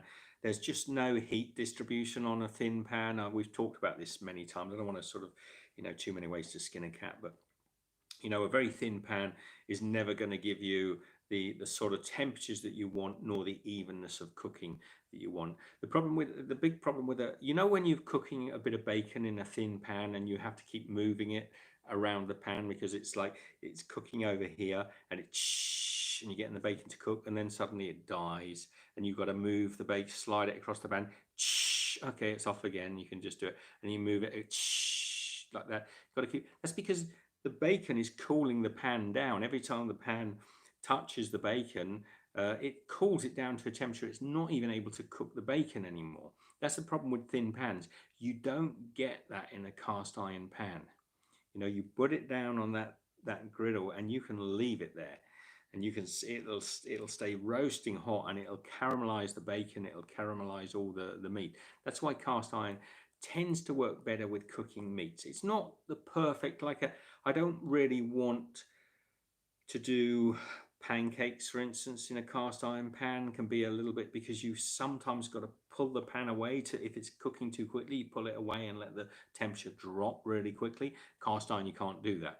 Once the cast iron's up to temperature, it ain't cooling down for nobody, right? So it retains its heat. So there are things that you want to, eggs, again, not ideal on a cast iron. They cook too quickly and you can't pull it away.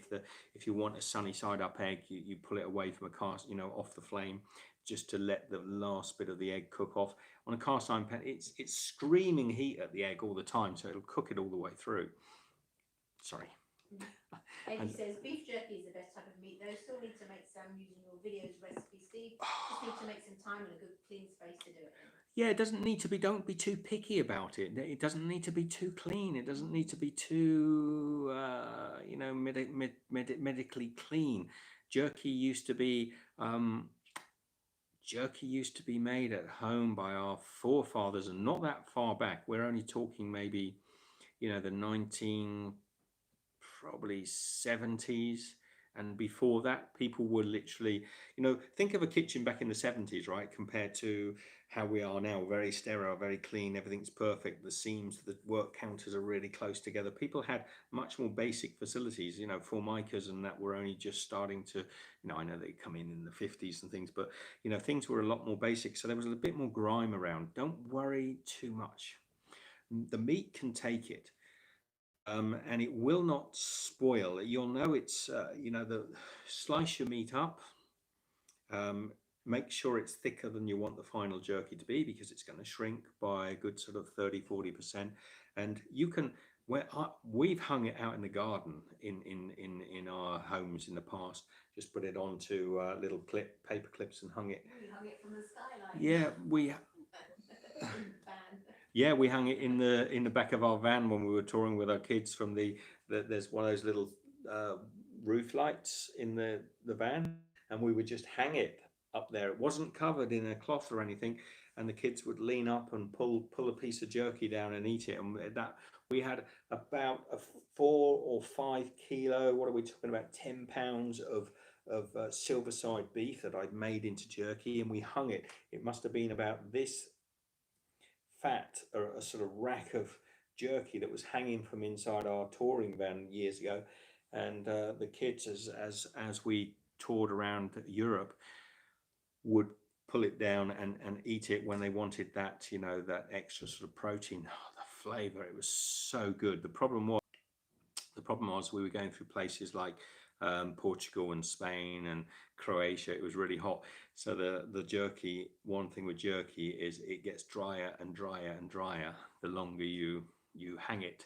So by the end of our last few bits were like boot leather, but you could chew on them forever. You don't have to worry about cleanliness. Just do it. It's not so hard. You can't go wrong with beef jerky. It's kind of fairly bulletproof. So he says that sets the mind at ease. Guess I better find some silverside or US round now to find a nice. Yeah, US round. There's another name in the US. Boston, is it something? Boston. There's another name that you have over there that's similar to our silverside. You can do it with any beef, but try not to get too much fat. You want fat marbling through the beef, but you don't want too much fat, and you want to trim all the fat off to make the jerky, because the fat can go rancid, and it's not so nice. It doesn't spoil it, because you can trim it off after you've cured it, but it can create problems. So trim it off. And quick lesson on jerky, right? Get your beef. Get it from a good butcher's. He'll cut it straight from the cow. If you can find a butcher that'll do that, he'll use a clean knife. He'll cut it. Every surface that he cuts with that knife is only touch that knife, nothing else. It's clean, straight into the paper. You take it home, you slice it up into the whatever jerky sizes you want. You salt it to a recipe, or you can use my recipe where I'm using soy sauce. Soak it overnight, just to draw the moisture. Is it just one night, I think, for the jerky? Just to draw the moisture out of the beef, so you greatly reduce the amount of water that's in the beef, and then you season it and hang it up, and that beef is bulletproof. It will not go bad. And then you can be eating that beef within a few days, to be honest, and it will just get better and better with time. Easy to do. You can make jerky with your eyes closed. I get so many people thinking it is such a complicated food to make. Our ancestors made, salted fish and salted pork, and they did this, in the most rudimentary of kitchens, and it never went off. This is the way when we used to kill a pig. And we quite often had names, so I could actually tell you the names of our pigs. But when we would kill a pig, we would use everything, and we would you have to, because you can't. But a pig's a big animal. A cow is a very big animal. You can't. Very few people have got enough freezer space to do it. So people, and certainly in the old days, they had no freezer space to do it. So they cured everything. So Ellie says, can you reuse the liquid brine, or is it a new batch each process? No, you can't. You need a new batch, because what happens if you can imagine the a brine, if you're making, for instance, if I was doing a ham, or salt beef or something like that, the if you're making jerky, you don't use a brine, so there is no brine to be No, you were talking about wasted. the soy sauce or the salt. No, you don't. Because what it does, it draws the actual enzymes out of the meat, the liquid enzymes out of the meat, which is basically water. But there are other enzymes in there as well. You don't want to reuse that to do another batch. No, and it's very little goes to waste when you're producing that.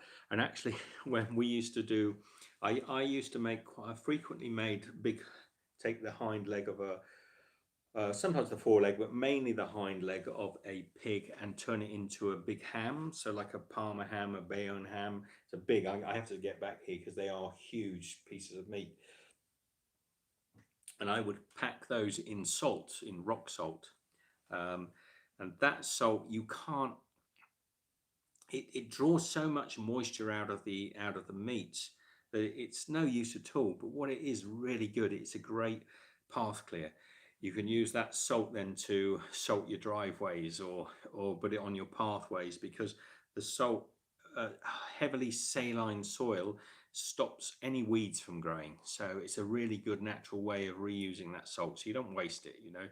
You can put it on your paths. And we used to have quite a big drive that was mainly shale shingle, and I would mix it into the drive, because any salts that we use for curing, because that would make the soil content below the stones really saline. No weeds can grow in that. Weeds can't grow in a salty, coastal weeds can. Along the coast, there are some weeds that can take salty soils. But as you know, if you put salt, if you take a handful of salt and put it in the middle of your garden, it'll kill the grass. Just like any sort of weed killer will. Go on, you can get me on some other questions if you want. I don't probably want to stay on much longer, but if you get me rolling on another. Well, somebody asked earlier on, what was our next plans? When were we going to do the big trail? Annie, we're kind of we're not sure. I'm sort of sorry. It is getting to sort of 1 o'clock in the morning. Is it now? Yeah. So it's getting a bit late. Pardon me if I. Chris asks, can you cure those Parma hams at room temperature? Yes, you can. You can, depending on the room temperature, Chris.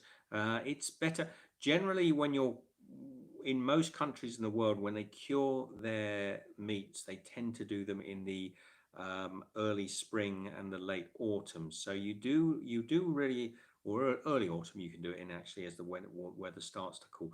So you do want cooler weather, and it's not really to do with the meat going off. It's to do with, it's just easier to handle those things in cooler climates. And yes, in some actual bacteria can grow very quickly in warm environments. So room temperature, yes, but it does depend on the room temperature. Although when I'm making jerky, I used to make it up in Queensland, up in Queensland, Australia, and the temperatures never got cool there. And I would make jerky just at room temperature, and it would be I don't know, 80 degrees Fahrenheit, 30 odd degrees Celsius, very warm, no problem at all. Never had a batch spoil. So it's kind of really just keeping the meats clean. And you can always wash down meats with some apple cider vinegar or some white wine vinegar, just to sort of destroy any bacteria on it.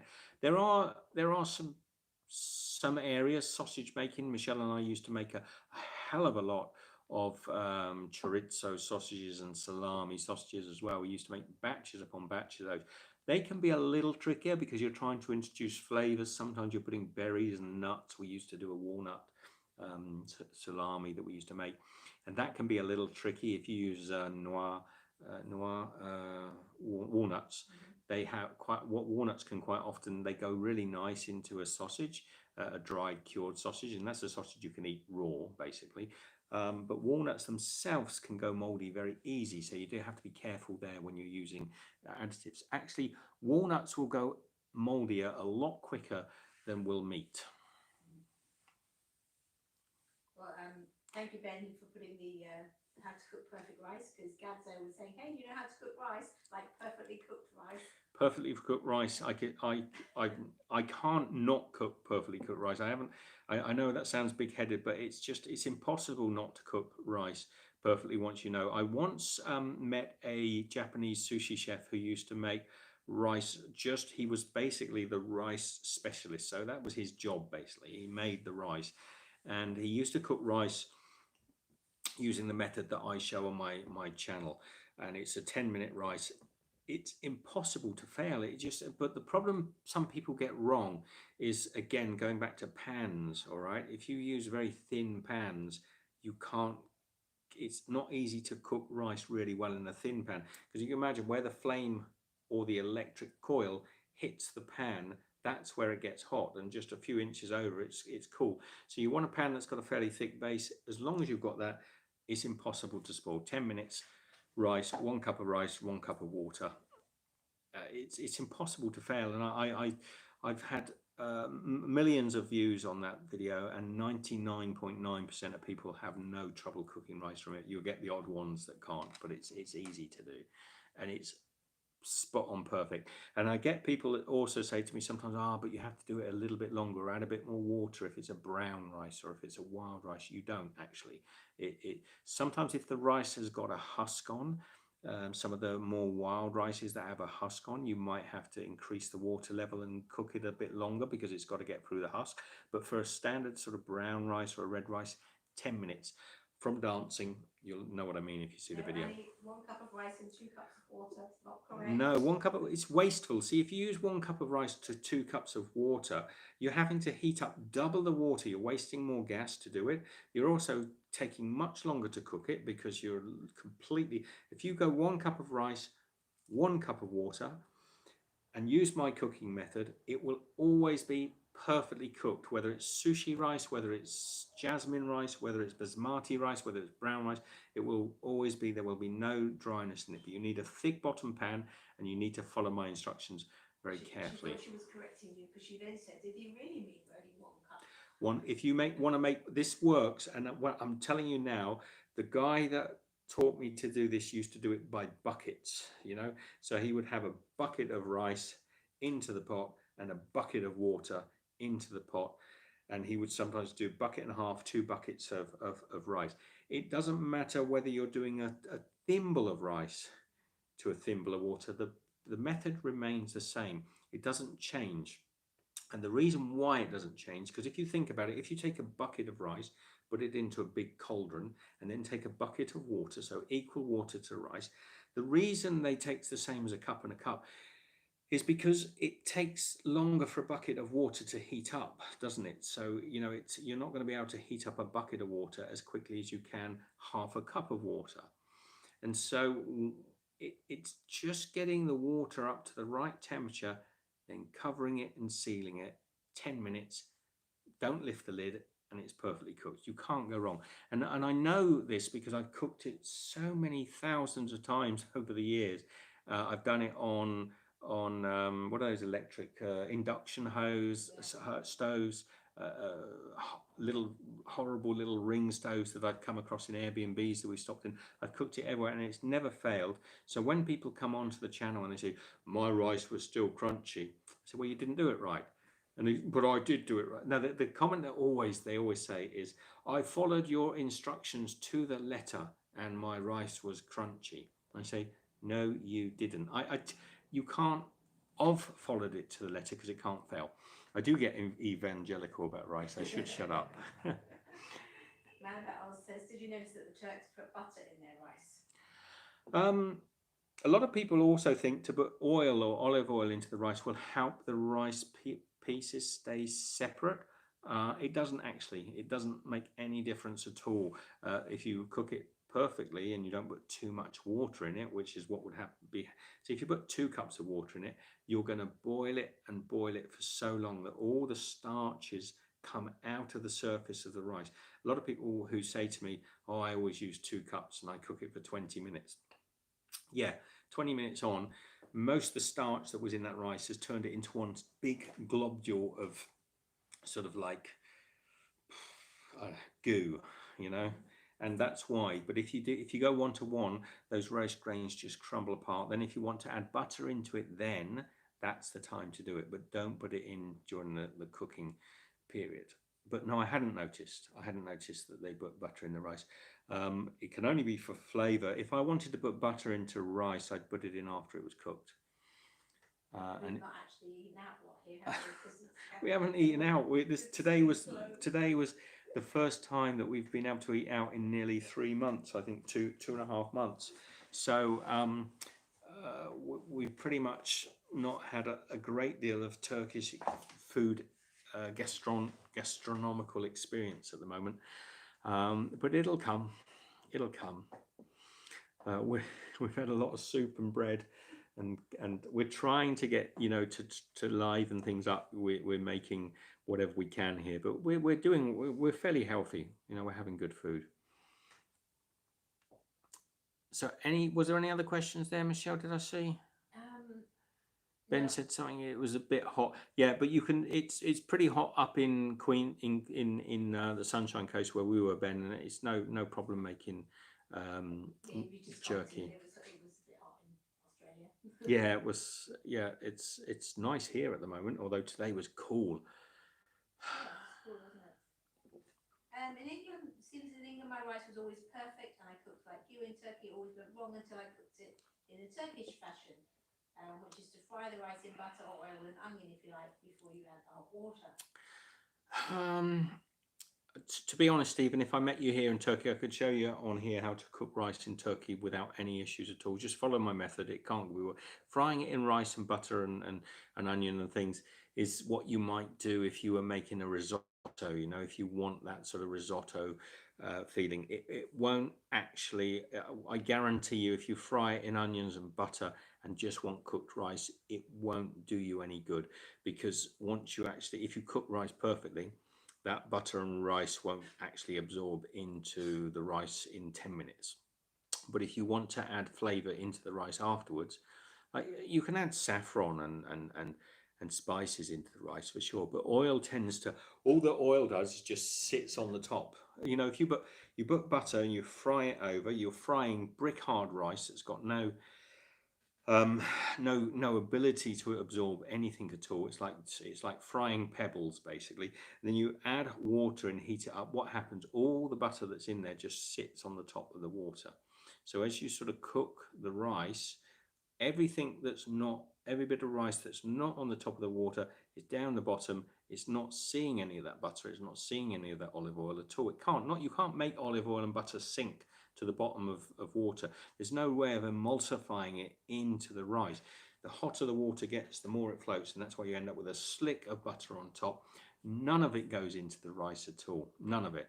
So unless you're doing a risotto where you're stirring it all the time, you see, that's why you tend to fry the risotto, the short rices. You fry those because you can stir those flavors into it. But you can put a bucket of olive oil into rice and fry it to within an inch of its life. Add water on it. That bucket of olive oil is just going to sit on top of the water. The rice sink down below it, so it won't make any difference. Anyway, are we nearly done? I think so. I probably missed a few, but yeah. So I'm still a little bit sugar hot. I think we're going to leave it because I've got a video. I should have said this a lot earlier for people that were in. We just finished editing a video.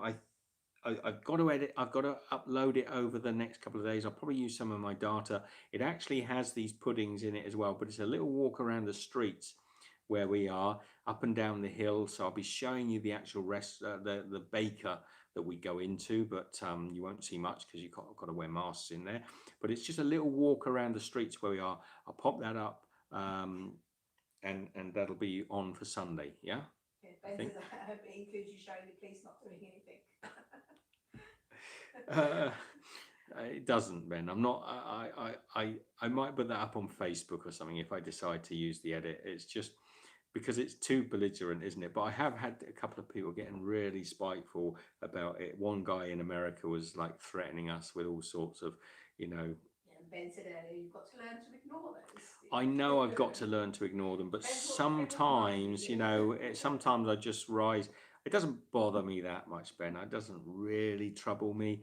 But one person was like really quite threatening, and it was, you know, what they weren't going to do to me, and this, that, and the other. And I just find it a little insufferable. And that actually was a little bit what this title, I meant to say actually, what this was, your Daft pudding, is what I feel about these people really, when they constantly sort of tell you how you should behave. You know, you mustn't go outside, as if walking in a park is going to pass anything on.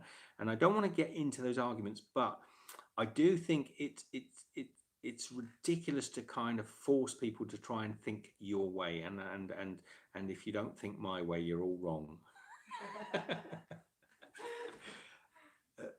Sorry, that was just me being facetious. So that's it. It's been beautiful having you all here again, all the regulars. Thank you very much. From the bottom of our hearts, Michelle and I, we love having you on. Thank you again to the patrons that are supporting us on our journey around the world. Thank you for the super chats as well.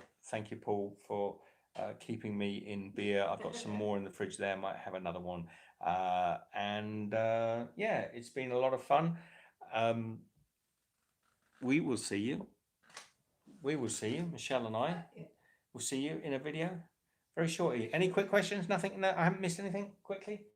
No. Bye. Loved you all. Take care. See you next time. Bye-bye.